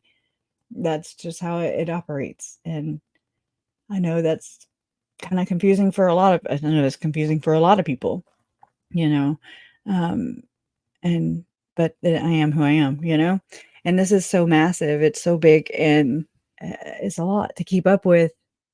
And so I appreciate you for being here and just, helping me and helping each other through this, it helps. All right. But just know that Ken Krogue, oh, that's what it was. I'm sorry. I'm looking for his playlist on YouTube. Let me put that Ken Krogue playlist. Okay, found him. I found him. All right. Oh, he looks like Archibald right there for a second. Okay. Kind of caught me by surprise. All right. So I saw in his playlist, right? Where do I go? Playlist here. It's my first time. No. Look, he has a Tim Ballard playlist with 24 videos. Sound of Freedom Spanish, Sounds of Freedom review, Sound of Freedom. He has country, Michael Card, Trump election 2020, genealogy back to Adam, genealogy, radiometric dating, okay, age of the earth, Bruce Porter, it's in Chad and Lori, the Chad's smutty novel, right? James and Lane story. Bruce Porter. If he hadn't been there, Lori and Chad would have conceived a baby right there on the couch, right? Ugh. Excuse me. Richard Bushman, bleeding diesel fuel system, right? What is our future? This is Michael Rush. I've shared Michael Rush with you before. Auto Mechanic Online, Rapture, Gospel Essays, Solar, Dallas Jenkins, LDS Interviews, Asteroids, Mormon Leaks, Pallet Grow Beds. Hold on, I'm getting there. Freeze Dryer Harvest Right, Gleaner Combine, Tiny Homes, okay. Officer Set Kelly, Shot in Line of Duty. Where was that at? Transfer data from Google Pixel, XL2, Finnish schools. That's Finland, right? I guess. Jordan Peterson, free speech. Jordan Peterson, political. I'm getting there. I didn't know it was this damn long. Jordan Peterson. He likes Jordan Peterson, okay? Or people on Jordan Peterson. Feminism, Book of Enoch, or Enoch. Smartphone spies on you. Black magic. This is, okay, I didn't know this was on there. Huh. Vitamin C, Pastor Dana. Polycrystalline solar panels, lithium, iron, phosphate, honey badgers. Interesting, right? Reminds me of skunks. I mean, I'm sorry, not skunks. Oh, shit. Raccoons, kind of. Jonathan Rumi, or I don't know how to say that. Harmon Brothers training videos, working with gas pipes, raising sprinkler heads, and Chad Daybell. This one caught me. Jody Stoddard. Okay. We're going to go look at this one in just a second. Jody Stoddard. Oh, wow. I didn't know this. Holy shit. Gordon Bowen. Oh my God. Yeah. Shit just got real. I'm Gordon Bowen. I'm founder and chairman of McGarry Bowen. And though I live in New York City, which is our headquarters, though we have offices all over the world. Oh my Because I God. was in Italy today, I wanted to base my remarks on something that was based in Italy. And I've chosen Dante and Dante's work, The Divine Comedy, which begins in hell and obviously takes us to purgatory and eventually to paradise. But my remarks today are entitled not Dante, but Data's Inferno. And what I'm really talking about is the fact that although billions and billions and billions of dollars are being spent in the investment in advertising in the This is market, nuts. in the accumulation of data, the data cannot do anything or everything. It can do some things, meaning it can obviously accumulate information and et cetera, et cetera, et cetera. And I'm not dissing data, but what I am saying is that in particular in Italy, the home of probably the greatest art in the world and in the world history, where creativity and the essence of creativity that knows in gut and soul what data can never know is the essence of our business and will always be. Wow. Okay. I know y'all are like, who in the hell is that? You know? Oh my God. Hold on. I'm freaking out. Let me find it again. Okay. Yeah. Cause I looked him up, back whenever all this stuff came out about Tim Ballard and, the women, the 5 women that were suing him. civilly, and I found, I found his profile, or Ken Kroge's profile on LinkedIn, and then from my phone, I was just kind of digging around, poking around. I did not know that Gordon Bowen was on his playlist on YouTube, or I'd have been freaking out a long time ago. There's 3 videos. Okay. But, I noticed that he had a Chad Daybell list on Ken Krogue. Okay. And so he is the CEO of Spear Fund. He is the founder of Eternal Core for Tom Harrison. Through, how did that happen? Tom Harrison met Ken Krogue through Rod Meldrum. Rod Meldrum is the founder of the Firm Foundation, aka Book of Mormon Evidence, aka the Heartland Theory, the Heartland Model. Nuanto, yeah, she does not like Rod Meldrum. I wish I could talk to her and just pluck her brain, right? Because, her parents are involved in that movement. They believe in these people, okay? So it's all connected, trust me. But for Ken Krogue to have a list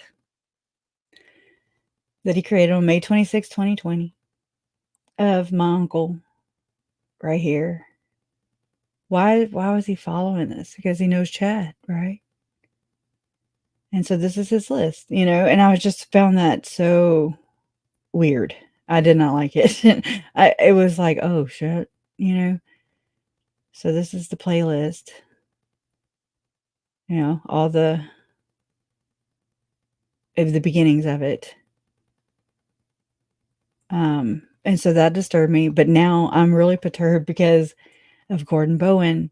Anybody that's not familiar with Gordon Bowen or David Hamblin, that whole freaking kit and caboodle.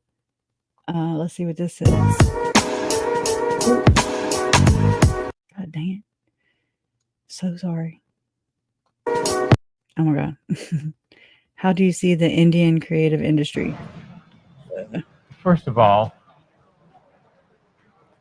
one of the things that we're doing in our agency, which I think is across the board, is a cross-pollination across the world from a creative standpoint. So, for example, if we're doing a campaign in the U.S. and we're looking for new ideas, we don't just go to the creative people in the United States. We go to creative people outside for outside opinions. So, for a specific example might be package design. So, as the world becomes more global, a big client like Kraft or Mondelez or any of our Procter & Gamble. Okay, I'm going to go to this next one real quick. I'm sorry. I'm so curious now. I never could connect Gordon Bowen with any of this story, and now we just did that together. I'll tell you who he is in just a minute, but he is affiliated with, oh my God, I know if anybody has followed Lynn Packer's research and his op-eds into Tim Ballard and O.U.R. and Sean Reyes, and then there's this one that he did, and it was called Satanic Ritual Abuse. Okay. And I was just like, oh my God. When I first saw that Lynn had uploaded that, I was like, oh my God, I clicked on it so fast, because that is exactly what this is with Tylee and JJ. They were just the latest victims of it. Right. And watching it, and I'm sure these people like Ken Krogue and whatever, and people like this who are of like mind, they seem to be entertained by it, in my opinion. Okay. You saw just now, Ken Krogue has a list of a playlist with 11 videos of my family. Why? What is the interest? And so he's connected to, or he's probably friends. I'm just going to say it, it's a speculation on my part, but probably friends right here with Gordon Bowen, because that's what's going on. You just don't have all these bad actors, all these bad, not so great people in the same circle with the kind of same allegations, the same stories, the same things, and it not be connected and or what somewhat true. There's truth to this. It's just discerning what's what. Oh my God, we veered way off topic, but oh my God, I do not regret it. So he is allegedly the punisher, okay, of David Hamblin's daughters who were subjected to abuse, a lot of SA. It puts lotion on its skin, dude. Okay, this is that dude. Allegedly, I have to say allegedly, even though it's in their victim statements. This was the Davis County in Utah had came out a while back on Fox 13 News. Adam Herbets had broke a story. Also, it said ritualistic child sex abuse case. And it involves David Leavitt, who was the Utah County prosecutor. Roselle Anderson, she was married to David Hamblin. Then there's David Hamblin, another Mormon therapist, okay, whose dad, Robert Hamblin, introduced behavior control. And I know that I've read since then that that's normal. Behavior control, something, but Robert Hamblin was funded by the government back in the day. I mean, I'm just saying in the context of these people, it ain't good. And I'm just being honest with you. I'm not a psychiatrist. I'm not an expert, but I'm not dumb. And neither are you. And I get so sick of that. Having to defend ourselves, like I'm not blind, Well, anyway, so that all goes hand in hand with the Church of Satan, which Goel, I've introduced you guys to Goel's work and investigations into, let's see, I have it pulled up right here. I'm going to bring it back here shortly. Okay, here it is. Share this tab instead. Well, it's at 1830 Goel, G-O space E-L. And I'm a paid subscriber. And I follow this guy's research because it's making a lot of sense. It's helping me to make sense of these things. Okay. Let's see. So Gordon Bowen. Let's see. Let's use this first. The LDS Church of Satan's alleged members. Gordon Bowen. Gordon Bowen converted to the LDS during his college years at the University of Utah. He later went on to join the J. Walter Thompson office in Chicago before transitioning to the LDS in-house advertising arm, Bonneville Communications, that's owned by the church. There, Bowen and his team produced commercials seeking to advertise the church as having the same or similar values to those of mainline Christianity, which is why you now see today the church who has not ever used crosses, this, the cross that Jesus died on, that mainstream Christianity uses as a symbolism, right? They've not done that, and they instead went with Moroni. Okay. Then they were able to cross brand, the church I'm talking about was able to cross brand that with Boy Scouts of America. And they were the only chartered organization that was able to cross brand like that because, Catholics and stuff couldn't do that because it was a conflict, right? Of having that symbolism on Boy Scouts of America. So I'm just saying, just repeating things that I've learned along the way, like from Tim Kosnoff, who, anyways. All right. So now that's why we see all the Google Maps. It says it'll have crosses where the churches are now, the LDS church. And it's just interesting how they're just slowly morphing or trying to morph into being acknowledged as mainstream Christianity. Whatever. It's not. It's far, far different than mainline Christianity. Anyways, the group's production values garnered over 500 awards, including a bronze lion at cans, I guess. I don't know. Bowen's work attracted the attention of Ogilvy and Mather's managing director, Jeffrey W. Wall, who hired Brown as executive creative director and relocated him to New York City. In fact, Wall hired Bowen's entire team. Bowen would go on to form his own advertising shop, McGarry Bowen, where he would develop iconic spots for American Express and others. He was rumored to have worked on messaging Mitt Romney's presidential campaign, and Romney's son Craig worked for McGarry Bowen in New York City. Gordon Bowen was married to Barbara Timothy Bowen. I looked up her her former husband, late husband, because I was like, to Barbara Timothy Bowen. And in 2007, Barbara filed for a child protective order against Bowen. I'm sorry. Yeah, Gordon.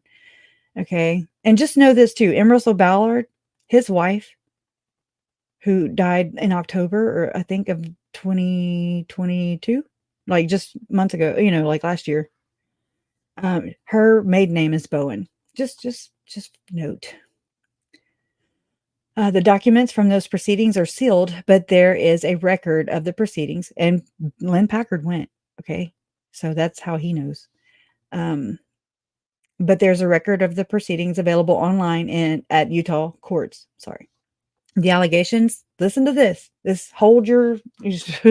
Strap yourself down with some damn duct tape. Okay. Oh, all right. Bowen is portrayed. The allegations made against Gordon Bowen by the Hamblin daughters are particularly brutal. I'd say nightmarish. Bowen is portrayed as a high-ranking member of the CS, which is, he refers to as Church of Satan. And by he, I mean Goel, the guy who is investigating this and making this come to life for me, whose role on a high council was that of the Punisher. As such, he was tasked with punishing CS members who ran afoul of the CS's doctrines and missions. It's basically a satanic church within the LDS church, if that makes sense. As such, he was tasked with punishing CS members who ran afoul of the CS's doctrines and missions. Victim number 2, number 3, and number 4 named Gordon Bowen as their abusers and described the same or similar events involving Bowen. Bowen is named in victim statement 2, 3, and 4 as the punisher for the High Council of the Church of Satan. Sorry. Each victim recounts a specific incident occurring in the fall of '99, in which Roselle Hamblin transported her daughters to Bowen's home in the avenues of Salt Lake City. The purpose of the trip was to appease Bowen so that he would not come after the Hamblins for their violation of Church of Satan rules. The girls were to service Bowen during the visit in order to placate him. Each victim tells the same story of the event. In the fall of '99, Roselle Hamblin arrived with the girls and proceeded to prepare a meal for Gordon Bowen. Bowen arrived at the residence after Rosie and her daughters. Okay, Rosie and Gordon ate together, and the girls cleaned up the kitchen and then went to freshen up. Y'all, trigger warning if he's going to disclose. I'd never seen this, so...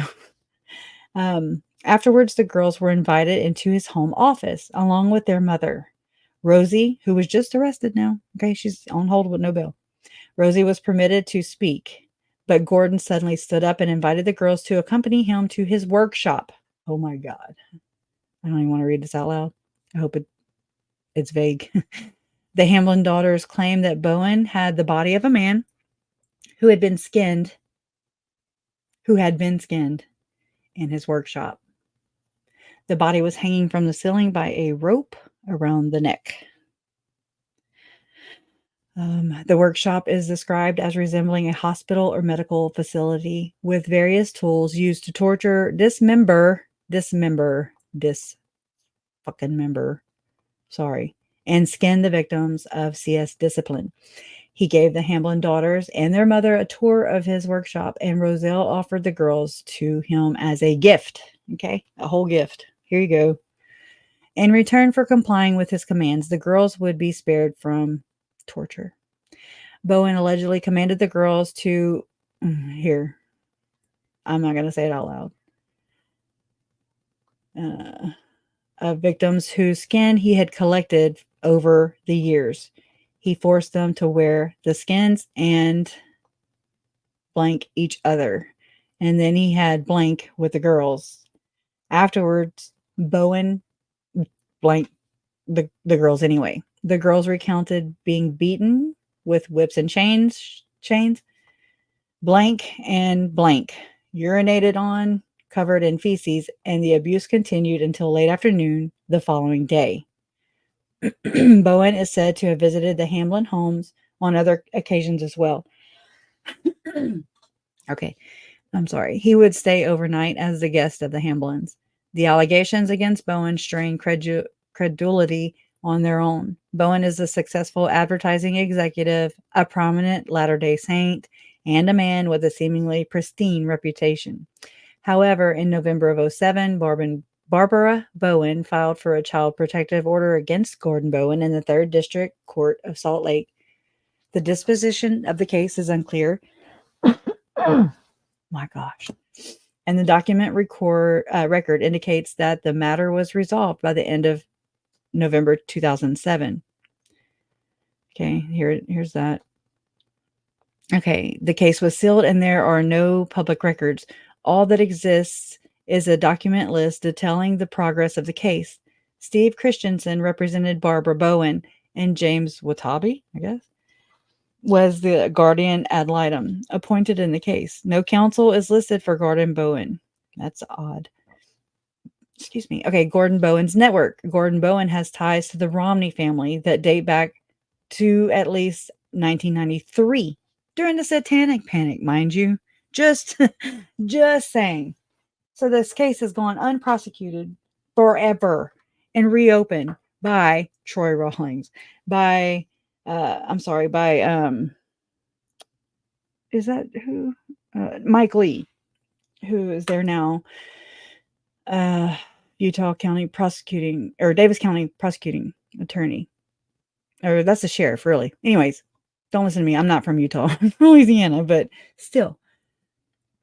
Gordon Bowen's network. Gordon Bowen has ties to the Romney family that date back to at least 93, when Gordon Bowen hosted a fundraiser for Mitt Romney at his house in Salt Lake City. This fundraiser was referenced in a comment left on the Five Brothers website, which was run by Mitt's 5 sons. Okay, we're going to look at this. Let's see. Where? I'm trying to figure out, okay, within, but I don't hear your dad proportionally articulating that.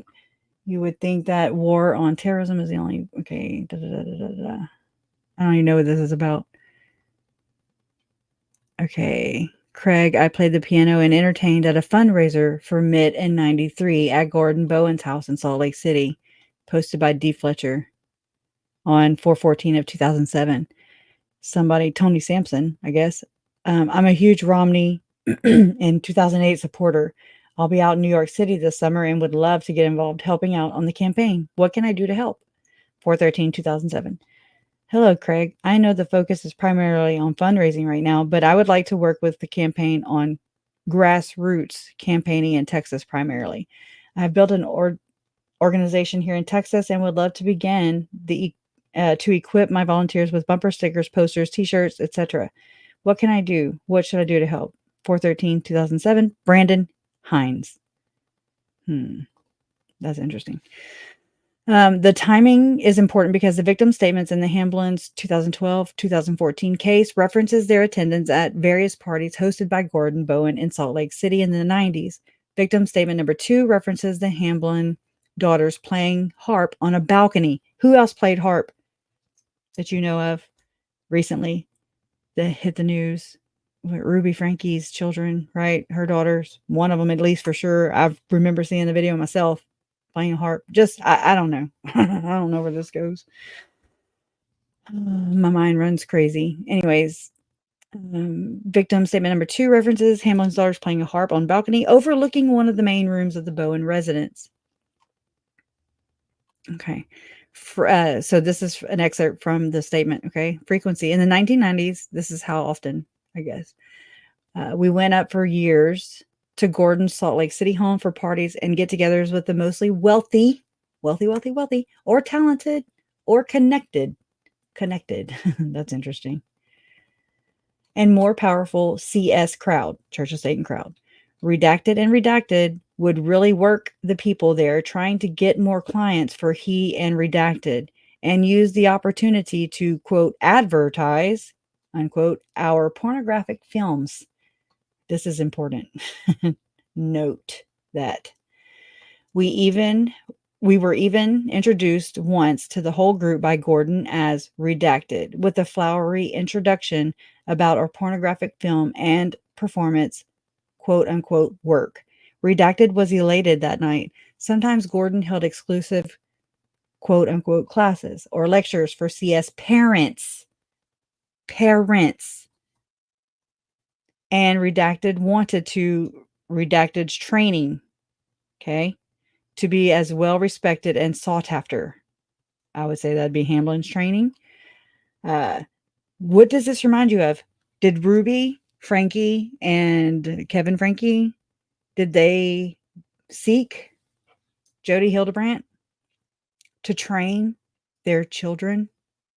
Just asking, because this is a obvious pattern that's happening in these people, throughout these peoples. And just, I don't know. I told you. It makes my mind run. Victim statement number 3 corroborates the claims of victim statement number 2 in that both statements claim that Gordon Bowen had a dead-skinned body hanging from the ceiling in one of the rooms of his home, as well as various torture machines and equipment. Both statements allege that Bowen had suits and masks made out of the human skin of CS members he had tortured and murdered for being disobedient to the LDS Church of Satan.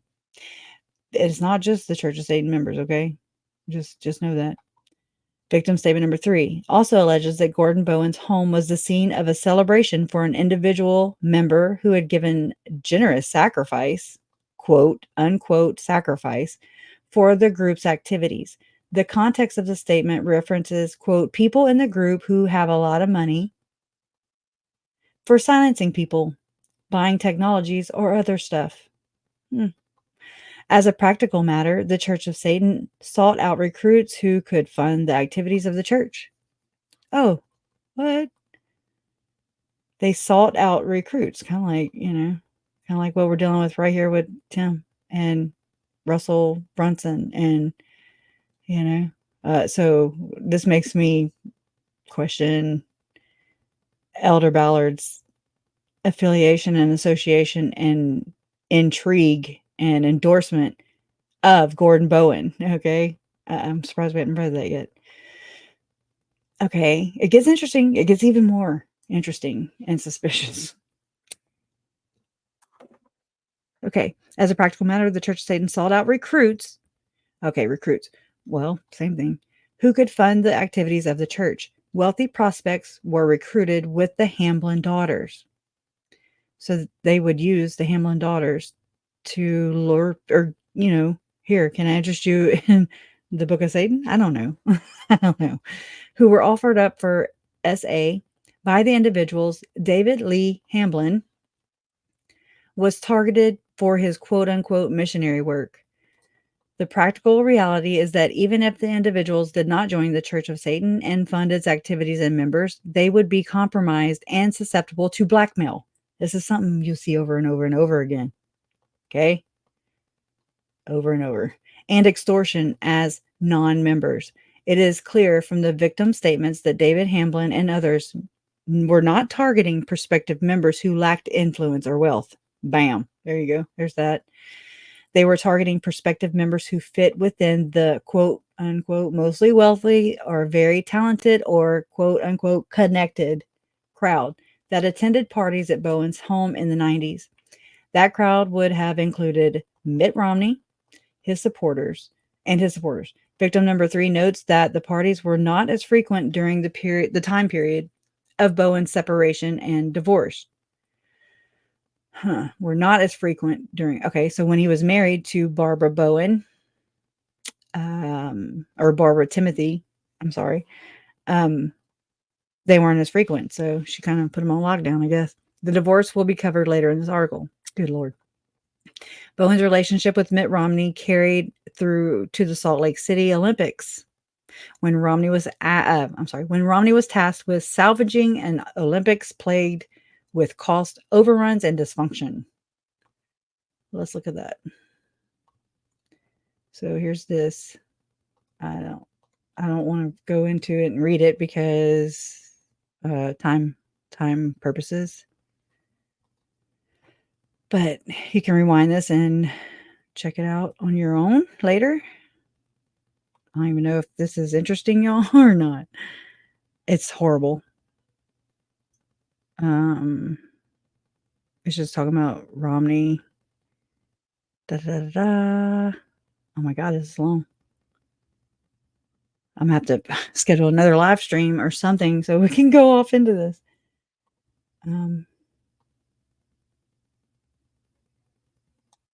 Let's see.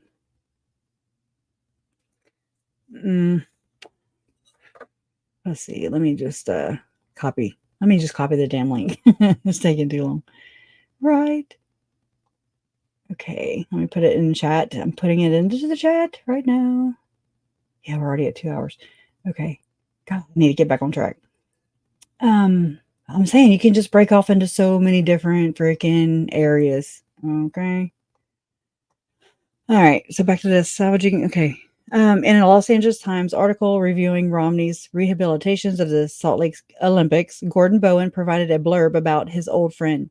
And he wrote, But if Romney, the Boy Scout seems too good to be true. Longtime friend Gordon Bowen, a veteran of the cutthroat advertising business, interesting choice of words there, says he isn't, quote, Mitt is the real deal, unquote.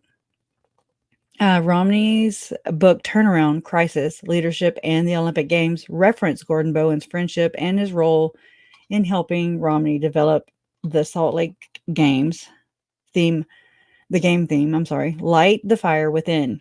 After Romney had called Bowen to push him for developing a theme for the games, Bowen had called back with 10 lines. What? Oh, I was like, what? One of which was, quote, ignite the fire within. Romney and his team were delighted with Bowen's idea, but Bowen called them back to say that he had eaten lunch at a restaurant in Salt Lake, Guru's, and he had seen the line on their menu. So these people don't have their own original ideas. Romney and his team would need to clear the line with the restaurant and with Franklin Covey, who had already copyrighted the line. Franklin Covey gave their permission, but Romney and his team changed ignite to light after consulting with composer David Foster, who said light would work better with song lyrics. So this is the campaign for the 2002 Olympics or whatever year it was in Salt Lake City. Interestingly enough, Bowen's bio on Denson McGarry Bowen claims that he was the creative director for the Salt Lake City Olympic Games. The official report of the Olympic Winter Games does not list Gordon Bowen as part of the creative team at all. In fact, Bowen's name is absent from the entire report. Bowen's role was writing down 10 lines as proposed themes for the games. Oh my God, this just registered for me too. The games. Oh my God. One of which he clearly cribbed off of a restaurant menu and later had to come clean about it. So he claimed it as his own. Okay. Gordon Bowen, chairman. Okay. Gordon Bowen is chairman, founder of McGarry Bowen, and in 2019 was appointed to the executive team as chief executive officer, Dentsu International. Gordon heralds one of the most diverse and celebrated careers on Madison Avenue. Time magazine labeled him a creator of, quote, emotional blockbusters, and his legendary, quote, membership has its privileges campaign for American Express has been named Advertising Age's Campaign of the Decade. He has worked previously at J. Walter Thompson, Ogilvy and Mather, McCann Erickson, Young and Rubicam, and was a creative director for the 2002 Salt Lake Winter Games Olympic Games. Bowen's claim to direct creative director of the 2002 Salt Lake City Winter Olympic Games, is therefore demonstrably false. So he lied. When Mitt Romney launched his 2008 presidential run, Gordon Bowen was listed as a member of the host committee for a fundraiser at the Sheraton New York Hotel and Towers. Tickets range from $500 for the general reception to $2,300 for leadership reception. Okay, there's that. All right. Oh, I like to look at the names. Names, while they stand out. And then, anyways, the Bowen divorce. The divorce petition was filed. Why aren't they? Where is he going to talk about his? It doesn't say that in here. That's weird.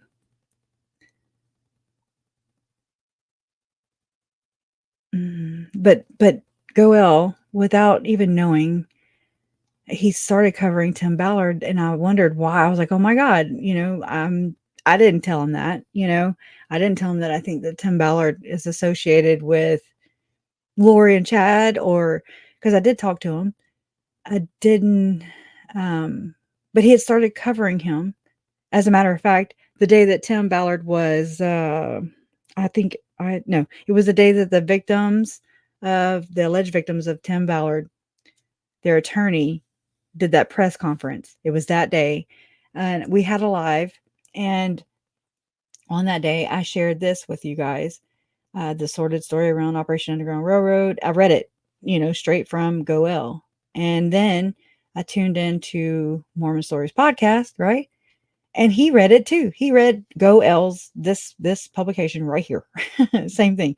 Or he referenced it. And I was like, oh my God, that's crazy. We're reading the same thing. So it's just confirmation for me. I'm just like, okay, I'm on the right track, And so interestingly in here, in this story about Tim Ballard's excommunication, he's just talking about how it was leaked because the guy who is investigating Gordon Bowen is a Mormon.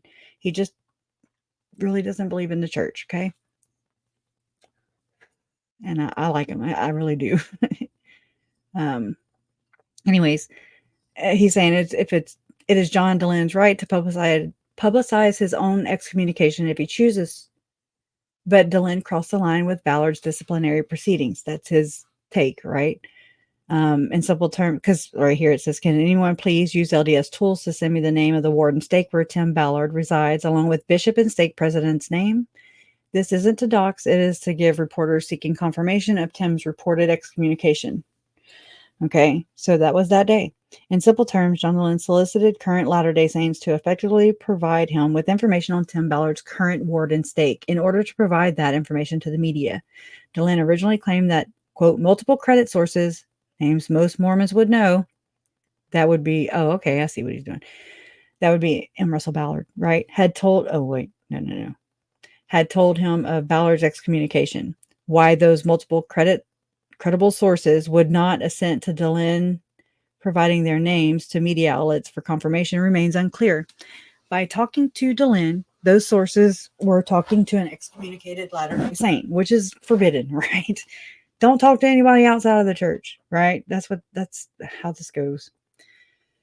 So one might think that they'd have no problem speaking to the Gentile members of the abominations, right? After all, the church in Salt Lake City had no such problem when it effectively excommunicated Tim Ballard via a press release to Vice News. What would normally be a private proceeding conducted with the utmost discretion was turned into a public debacle in the Church of Jesus Christ of Latter-day Saints. Now listen, this is where it was interesting. 6 separate sources, including one close to Ballard, claimed that M. Russell Ballard was not behind the communique to Vice because he was suffering from dementia. Other sources vehemently disputed the claim. 2 sources, this is it.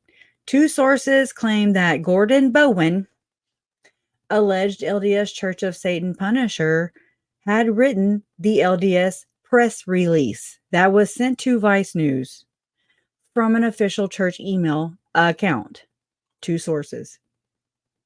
Okay, that is where it very much ties in. Okay, I know it's so much to explain. I understand. We got to give it the time it deserves. Various other sources confirmed that Ballard had tried to hire a public relations firm only to be informed that the firm was conflicted out. Apparently, Senate Republican Mitch McConnell had authorized a $2.5 million outlay to finance the kneecapping and disembowelment of Tim Ballard. Outgoing Senator Mitt Romney, who decided against running for re-election, even though he had won in 2018 with 71% of the vote, was avowedly against Ballard running for his old seat.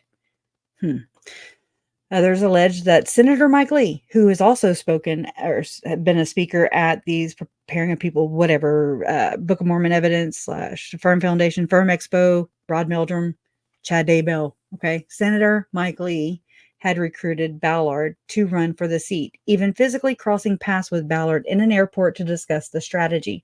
Ballard's hopes for a U.S. Senate seat were effectively crushed on the say-so of 7 or more women who spoke off the record with total anonymity and who provided no specifics about Ballard's behavior. Well, this is when it first came out, right? Only speaking of spiritual abuse and grooming. In the days of sexting, he wrote dick pics and Snapchat sex videos. The single photo that made it on the public realm was a picture of Tim Ballard in his underwear, laying on a couch with tattoos that were clearly not real. Ballard himself acknowledged the couple's ruse, where O.U.R operatives had women playing their wives on operations in order to enable the male operatives to rely on their fake wives to intercede when traffickers tried to ply them with trafficked women for sex. Allegedly, those women were sometimes volunteers and contractors with marriages of their own who had come to O.U.R seeking to help save children. What is unclear, okay, now this is just his personal bias, which, whatever. All right. Then again, O.U.R's alleged operational history is fraught with a lack of risk management and mitigation, extending to allowing wealthy, untrained donors to hop along on jaunts to rescue trafficked children and women. Those donors were provided with a brief crash course in operations, and miraculously, they were not hurt and did not injure anyone else in the course of those operations, insofar as we know. The larger issue was the revelation of that Apostle M. Russell Ballard, current president of the Quorum of the 12 and next in line for the first presidency, had apparently functioned as a silent partner in Tim Ballard's for-profit enterprises,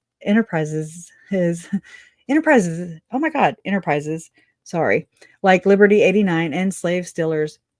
LDS apostles typically forego outside engagements as full-time employees of the church, but Russell Ballard have made multiple appearances and trips with Tim Ballard of his own volition.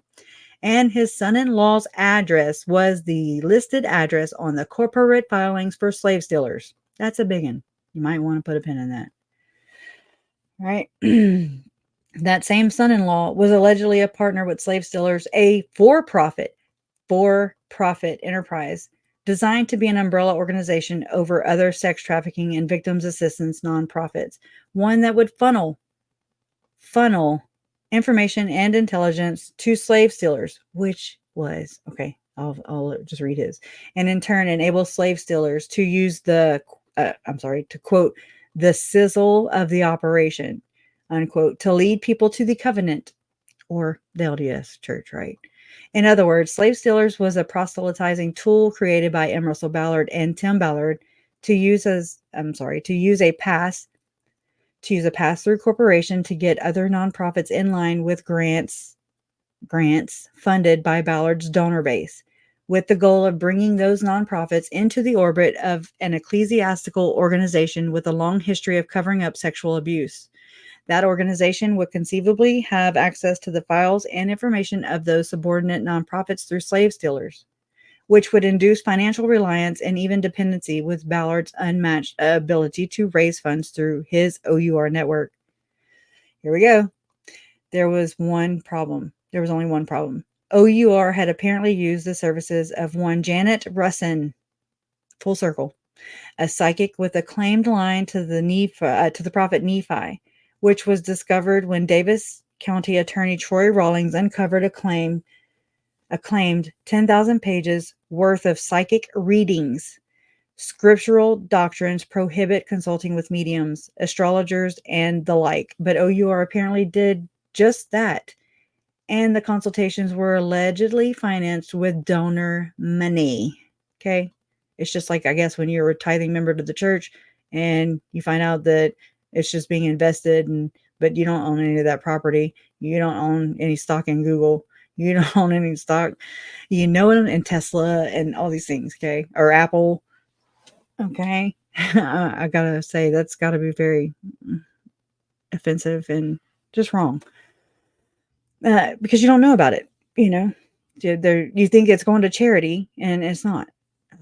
Anyways, there are those who defend the use of donor money for Janet Russon services, arguing that she is akin to a prophet. She's the same as a prophet, right? But Russon's so-called intelligence led to failed raids. Prophets receive their revelations from God, and they don't miss. This is his opinion. Psychics receive their intelligence from the devil, which is why Scripture classifies them as false prophets and orders their execution as such in the Old Testament. Adam Herbitz of Fox 13 reported today, this was then, that Utah Attorney General Sean Reyes was aware of O.U.R.'s use of donor funds to consult with Russon, who in turn claimed to speak to dead Mormon leaders. That is exactly what the rank and file of the LDS Church of Satan and polygamous groups like James Harmston's True and Living Church of Saints of Jesus Christ of Saints of the Last Days. Can you imagine? I mean, can y'all just be any more ridiculous with the damn names already? Purported to do, to pierce the veil with their ordinances, to speak to the dead, which is necromancy, prohibited explicitly in Scripture, yet they teach it. So I'm very confused. And the CS did so through perversions of LDS ordinances like the True Order of Prayer. That's something you might want to Google. In simple terms, O.U.R. was financing an effort directly analogous to the alleged activities of the LDS Church of Satan. Okay? Only its purpose was to find missing and trafficked children. Or was it? Was it to rescue them? Or what was the purpose? Why you need Tom Harrison? Okay. A sitting state attorney general with the temple recommend apparently knew about this activity and did nothing to stop it. In fact, I think he deflected it, right? Yeah.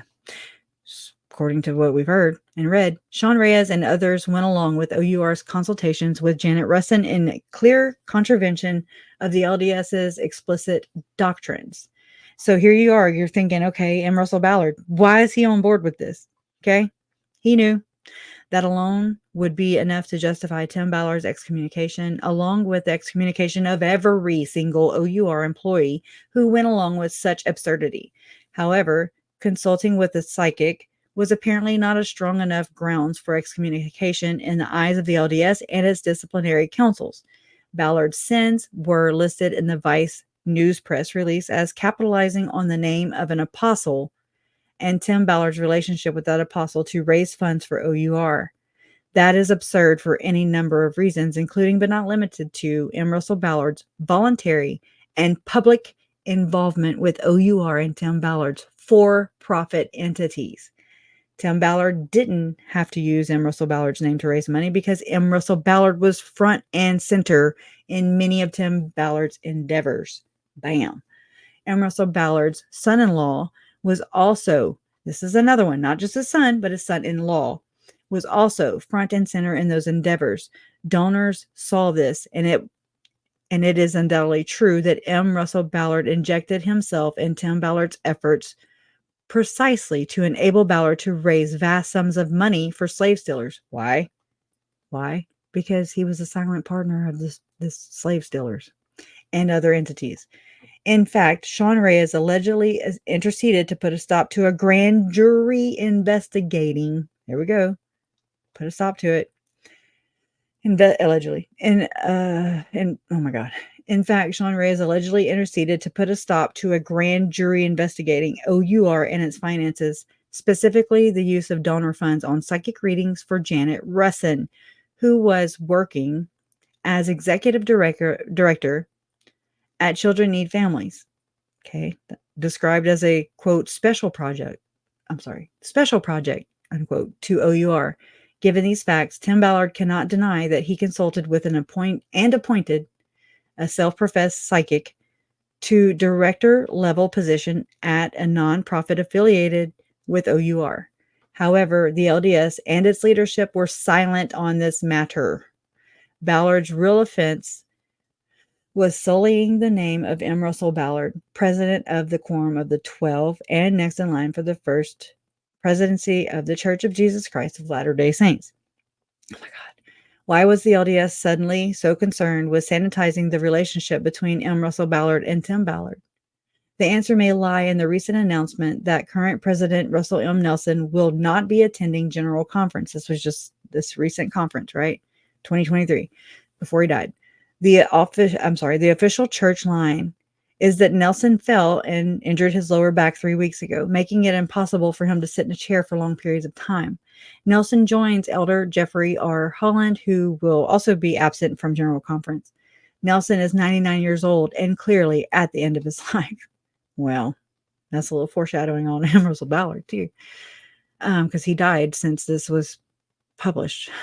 The church leadership would therefore prefer to have an orderly succession, one where the news of any leadership change would not be overshadowed by a leaders' association with Tim Ballard, who has been the target of months-long rumors about sexual impropriety.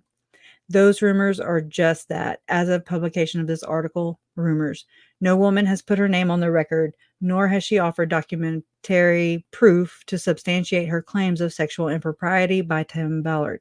Not a single text message, email, video, photograph, or record of any sort beyond a picture taken of Ballard in his underwear while he apparently lay on a couch sleeping has been released to back up the claims of sexual immorality. What is clear is that O.U.R. and Tim Ballard engaged in risky conduct with regard to their operations, imprudent decisions in how they conducted those operations, and that they knew or should have known that it was unwise to send married women and untrained weekend warriors on missions against sex traffickers. It is a clear principle of the LDS and basic common sense that, well, I don't know about, again, that married women should remain with their families instead of striking out to sex trafficking operations in exotic locals while posing as the wife of a man other than their husband. That's his, Anyway, Tim Ballard's wife, Catherine, remained behind, which is exactly where those other women should have remained. That's what he wrote. Okay. Anyways, given the Church of Jesus Christ of Latter-day Saints' sudden interest in whitewashing M. Russell Ballard's relationship with Tim Ballard and Mitt Romney's recent decision to forego running for re-election, interests converged.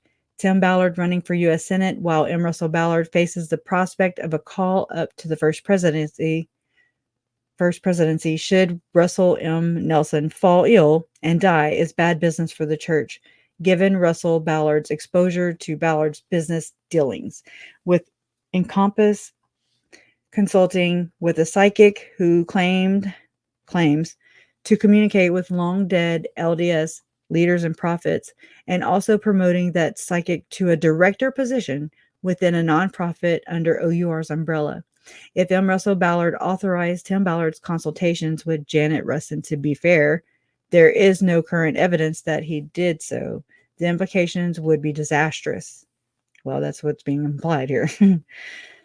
Tim Ballard running for U.S. Senate as a Republican would conceivably give Mike Lee a second MAGA, I don't even know what that word stands for, Republican counterpart in the U.S. Senate, and Ballard's work with sex trafficking and the media's affinity for linking Ballard to QAnon would give Mitch McConnell heartburn to go with his frozen face. The interests of the Church of Jesus Christ of Latter-day Saints and the Republican establishment likely converged, and Tim Ballard had to go to pave the way for an establishment Republican candidate to replace Mitt Romney, while sanitizing M. Russell Ballard for a possible elevation to the first presidency. Then he died. Here we go. All right. I'm not even going to finish reading the other article. We're just going to finish this one, and then we are going to call it a day.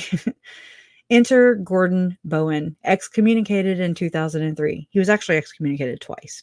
Anyways, tasked by M. Russell Ballard with producing a $20 million church film on Jesus Christ that was described as quote unquote disastrous by those who have seen it.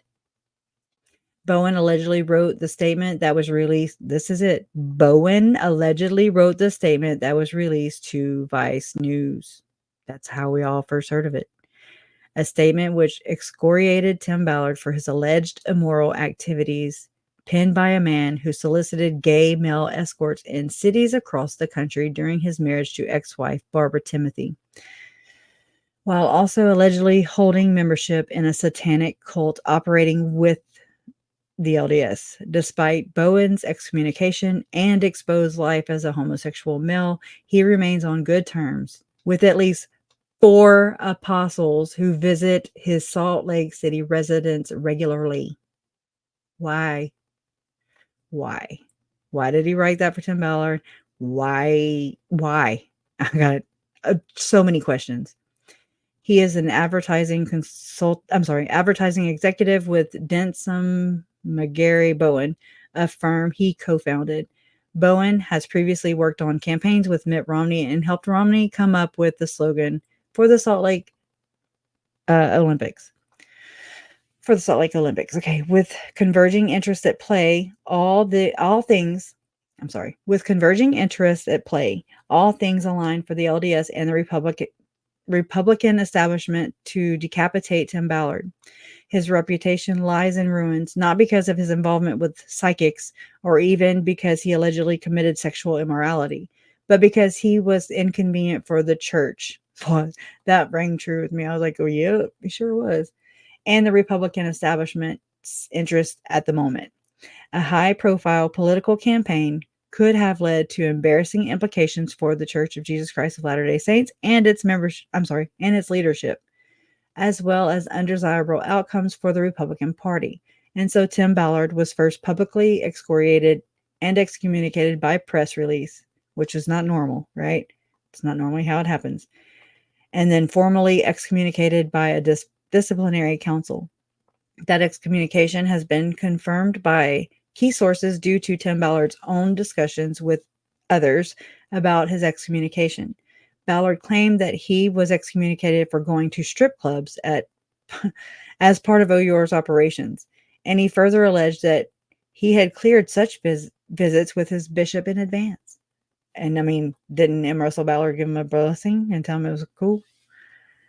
If that was true, Ballard could have called the bishop to his council proceeding, but that proceeding was irregular at best, just like every other event in the chronology of Tim Ballard's fall. The way that Tim Ballard's orchestrated downfall was choreographed exposed clear fissures within the LDS rank and file, resulting in no less a public figure than Glenn Beck quibbling with the LDS leadership over their actions. Remember his post that he published on Twitter, now X, and then erased them, deleted them. The entire episode has been a sordid, pathetic departure from the normally discreet and professional way in which the Church of Jesus Christ of Latter-day Saints normally handles disciplinary proceedings against its members. If Tim Ballard is guilty of illegality, he should have been reported to law enforcement for a criminal investigation. Right? Say it for those in the back. Say it louder. But as of the publication of this article, no evidence exists that the LDS Church has uncovered evidence of illegality, or that it's reported such evidence to law enforcement. In general, in matters of sexual impropriety involving the abuse of children, the historical position of the LDS is that it is not obligated to report that abuse to law enforcement or anyone else for that damn matter, right? They are above the law. This means that Tim Ballard was treated worse than child rapists who have faced LDS disciplinary proceedings in the past. Ain't that something? This means, he really was, because they welcome back the creeps, They're protected. He was publicly pilloried for the world to see, likely because the LDS leadership wished to discredit him where M. Russell Ballard was concerned, and because Mitt Romney and Mitch McConnell wanted him out of the Republican primary. The Church of Jesus Christ of Latter-day Saints has succeeded in destroying Tim Ballard in the public eye and the Republican establishment has likely succeeded in keeping Tim Ballard out of the Republican primary for the U.S. Senate. Ballard's family has been exposed to open ridicule, as they, it is what it is. The lesson to rank and file Latter-day Saints is this: when your church's interests require it, you can be delivered to the secular media and the public as a sacrifice, immolated for the benefit of the leadership and its favorable sons like Mitt Romney. They are not obligated to follow their own normal processes either. They can incinerate your entire reputation for whatever reason, including reasons that may be little more than a rumor, even if other reasons exist which would constitute a valid grounds for church discipline. Why any Latter-day Saint would expect anything different from the corroded leadership of the current church is beyond comprehension, given the church's documented willingness to punish the families of sexual abuse victims and victims themselves for pushing back against the church's advice to forgive pedophiles and other serial child wrongdoers. The end result may have been appropriate simply on the grounds of consulting a psychic, but the process employed to arrive that result was unscriptural, deeply unfair, and deeply wrong. There is zero evidence that the LDS is looking at M. Russell Ballard's own actions in terms of discipline, right? Well, God did. I'm just saying. Which would be appropriate given the long-standing principle that apostles as full-time employees of the church should not hold outside business interests, especially with their family, if they're family. The church claims that its disciplinary processes are designed to be restorative, to lead to repentance and reunion with the church in the form of rebaptism.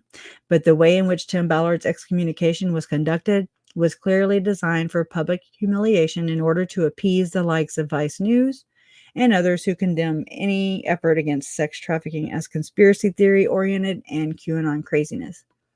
O.U.R. our concern as Christ, this is just him ending it, okay? So as someone who follows Christ, is not with how the outside world looks upon our internal processes to deal with those who sin. Instead, it is to provide a path back for those who can be restored regardless of what the world thinks. Those who mock the atonement with sexual immorality have clearly decided to reject the truth of the gospel with their actions. If that immorality is criminal, they should be excommunicated and reported to law enforcement. Right? Hear, hear. However, the Church of Jesus Christ of Latter-day Saints has fought any requirement to report sexual abuse for decades, while deciding that reporting Tim Ballard to Vice News was the appropriate course of action. Not for, not to the law enforcement, The absurdity is obvious, as is the complete lack of moral or scriptural basis for the way in which Tim Ballard's excommunication was handled. This was deeply and totally wrong. Oh my gosh. Okay. So sorry. That was long. It was very long, but oh my God, did that help tie that in a little bit? Just want to know, because I veered. That's what it did. I followed the evidence. But just to kind of connect, how Ken Krogue, how he is the CEO for Tim Ballard's Spear Fund. And he also is the reason for Eternal Core, which, enables and gives a platform to Tom Harrison and Jody Hildebrandt and of the like, these other Mormon therapists who are not doing so good. I don't know how come. I don't understand politics too well, but I get it. How come the Department of Justice doesn't step in? I don't know. Yeah, I've got my own ideas as to why, but I agree they didn't handle him the way things should have been handled. I have been through the excommunication process myself. Oh, I'm so sorry to hear that. I'm also happy to hear that. And not in a na kind of way, but in a way in which you can find yourself on your own and not have to rely upon anyone or or anything else other than yourself and your relationship with your God, nobody comes in between that, in my opinion. Little Brand says that if it can be taken away, it's no eternal gift. Everything is with condition, right? Right. That's how I think too. So many links between these wealthy LDS members with quote like interests is so gross, right? I've said that verbatim so many times. Like, it's so gross. And I feel bad because it's like not. I know it's like saying stupid. It's not very descriptive, and it just is basic. It is gross. It's just disgusting. And it is so gross, right, Angela? Yeah, it is gross. Gordon Bowen, Ken Krogue, the apostle, he died. So again, I was really down on that last week because it's like the Alex Cox of Chad and Lori Daybell. Well, an even bigger piece of that puzzle was M. Russell Ballard, and he died. And so it's like all the people that have wronged my family for sure are just getting away with it, besides just Chad and Lori. And I think, and maybe I'm wrong on this, let me know, but as far as I'm aware, the changing of the indictment, even the language of the indictment for Chad and Lori, to changing it to Chad and Lori Daybell and or Alex Cox. I mean, does it still name the co-conspirators, named and unnamed? Does it change that? Because I thought about that last night. And I asked Jason, and he was like, yeah, it does change that. But we weren't looking at it. We were just talking. So it bothers me. These people bother me. And they bother a lot of other people too, because Tiny and JJ, Charles, Tammy, and Joe were not the first victims. And they will not and are not the last. That's just the truth of the matter. But, I mean, the only thing I can do is raise awareness, learn everything I can about it, and just become really versed in it and just speak it, I'll get better at it. I do too, Donna. I think LDS and JW, Jehovah's Witness, are so good. Goody two-shoes, they think Gentiles, worldly people are out having sex and being bad everywhere all the time. Gentiles are nicer and more moral than they think. Exactly. And I mean, I don't know how it is in Jehovah's Witness, but I can only imagine that it's about the same. And they project that there's just all this pornography. Look at Sean Reyes. They are suing TikTok. Okay. And the pornographic industry over there. It's projection. And so it's like they're infiltrating these ideas, and they push it on their members and their youth, and they say, oh my God, it's so bad. You just have to be pure and save yourself. And they liken it to chewing up old gum, like you don't want to be represented or seen as this, or a smashed up muffin, nobody wants a smashed up muffin. It's not as attractive, right? And so it's brainwashing in a lot of ways. It's shaming right off the bat, so many people, cults to consciousness. I heard her say a while back, that, and I've heard Jesse Hildebrandt say this also, that they didn't even know what masturbation was, they didn't even understand what that even meant. And so for them to have to go to their bishop and to be, given the talk, I guess you could say, and interrogated in a way, in a sense, like, it's just wrong. It's not right. It just is so wrong in so many ways, in so many different countries. And I feel so bad for anybody who has been subjected to this system. I really do. I have a lot of empathy, a lot of compassion. My uncle was a convert to the Mormon Church. And like Adam Cox, Donna just brought this up again. Like Adam Cox even said, which I had known before he came out, I'd realized that my uncle was a convert. He was never going to be good enough. In Lori's eyes, because it's all about the bloodlines. It's all about genealogy, who you're related to, stock, it's rating. It's rated. It's just like the zombie rating system thing, the dark, the light, that Tom Harrison is alleged to have rated people within the O.U.R Foundation, right? And I mean, Chad and Lori are alleged by multiple sources to have gone and visited with Tom Harrison multiple times. Okay. Visions of Glory was found under Lori's leg while she was being served by the Kauai Police Department to produce Tylee and JJ in Idaho to the courts because they were missing, right? And I don't know. It just bothers me. It bothers me. There's so many connections and so many people and then they get offended when we talk about this, and expose it. They get offended. Look at Jason Mao, prime example. Oh my God, they're calling my trying to get my speaking engagements canceled and get me fired and da da da da da. I'm like, you work for the damn church, what the hell? And it's the persecution complex kicks in, and then it's like, poor me, pity me. But what about Tylee and JJ and Charles and Tammy and Joe? What about them? What about my family? What about all our families and friends and people who love them? What about all of this?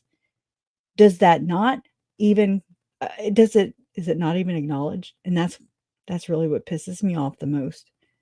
Acknowledge. Acknowledge. That's all.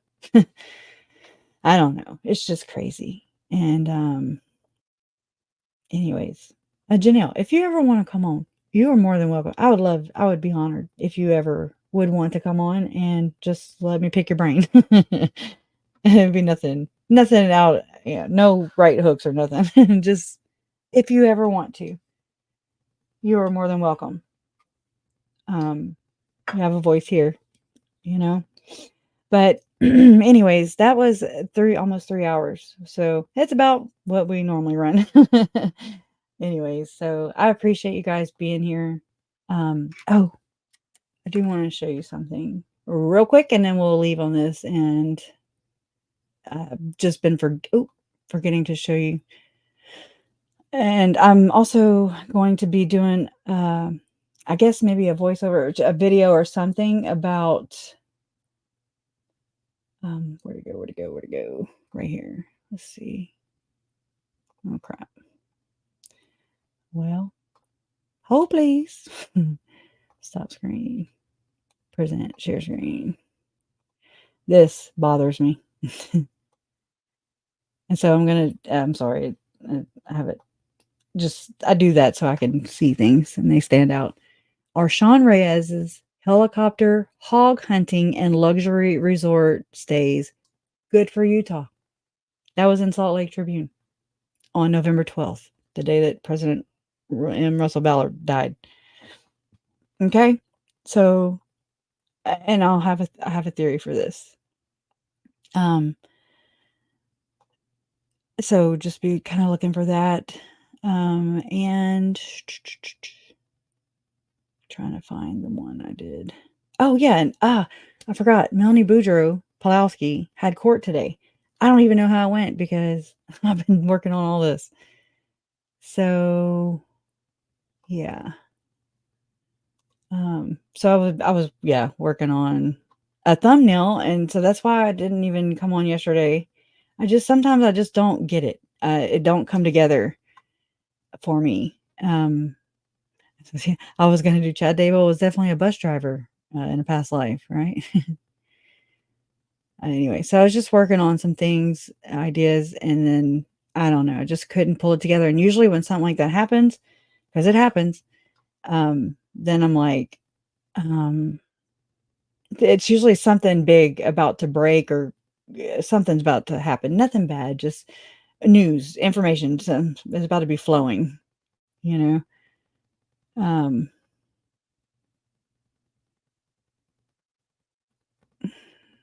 Okay. Okay, so let me go find the thing. Okay, let me go to projects and images, and maybe I'll find it there. Images. Let me open it up, then I'll have it available. All right.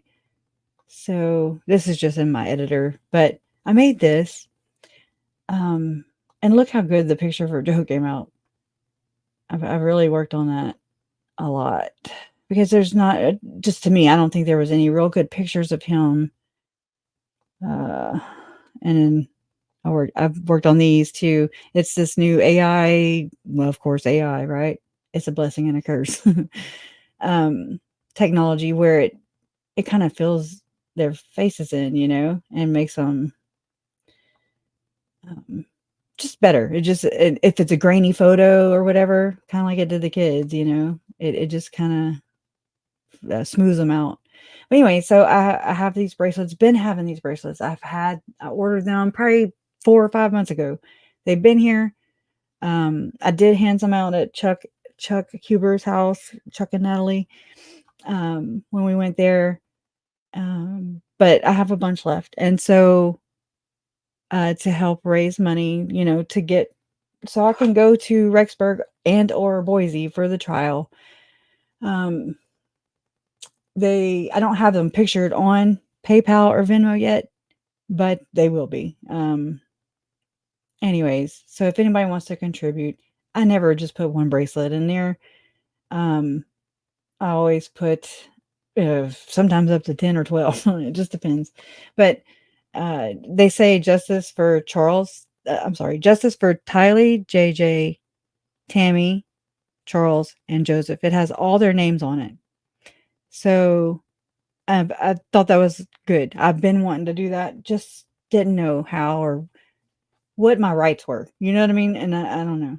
I don't want to piss any other family members off or whatever. But at the end of the day, it's not about, it's about these victims right here. And it's about awareness. That's what it's about. Somebody sees your bracelet and they say, what is that? Who's Tylee and JJ and Tammy and Charles and Joe? And then, it's a conversation starter. And never ending one too, because you can go on and on and on for days, right? Oh yeah, here you go. Look, it fixed that one. Ew, right? Look at that thing, or don't. This is fascinating. Also, this dude right here.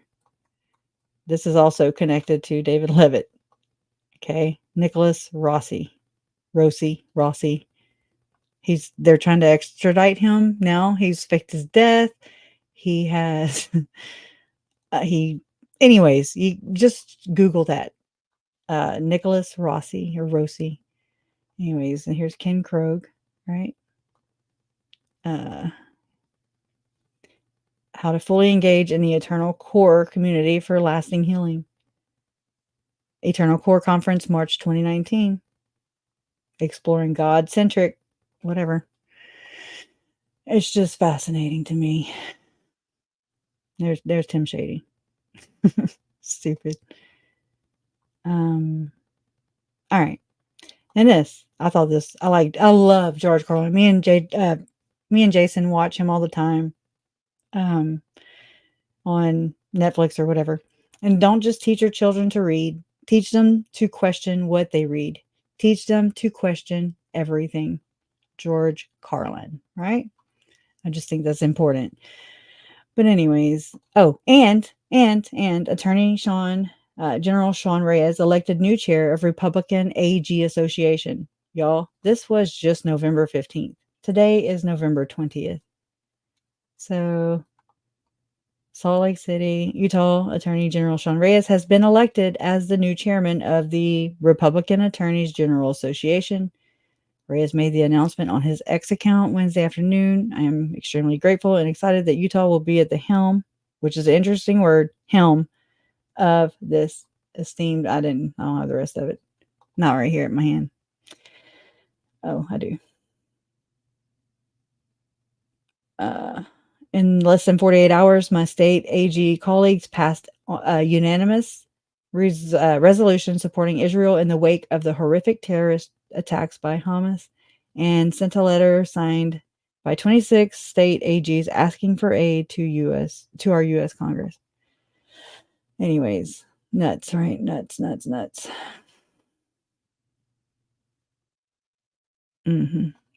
Pressure room, spear fun. All right. Anyways, appreciate you being here. And I know it was long. I get it, but there's a lot of information in there. So I'll go and edit it down and try to cut it down in time and share it then. And maybe I'll finish the story about about why we're here, about Blaze News Investigates, the psychic who guided Tim Ballard, right? But yeah, thank you, mods. And yeah, that's so sad, Heidi. And thank you for being here. And your mom. Thank you and your mom for being here. I do appreciate y'all. Only approved reading about the church topics I could read library books. Right? That's so bad. I mean, it's just it's so sheltered. And it really does create a barrier also, another barrier between Nevermose and Mormon, to understand Mormonism and the culture of Mormonism and how it basically teaches and ingrains in its members, to never trust outside sources, like people like me, like a Gentile, right? And so that to me is so harmful. It just really is. And anyways, I appreciate you guys. I appreciate the moderators. Thank you so much. They are scared of the real world, right? Thank you, Moonlight View. I appreciate you being here, and love always wins. You are proof of this. Justice for Tylee, Charles, Tammy, JJ, and Joe. Bye.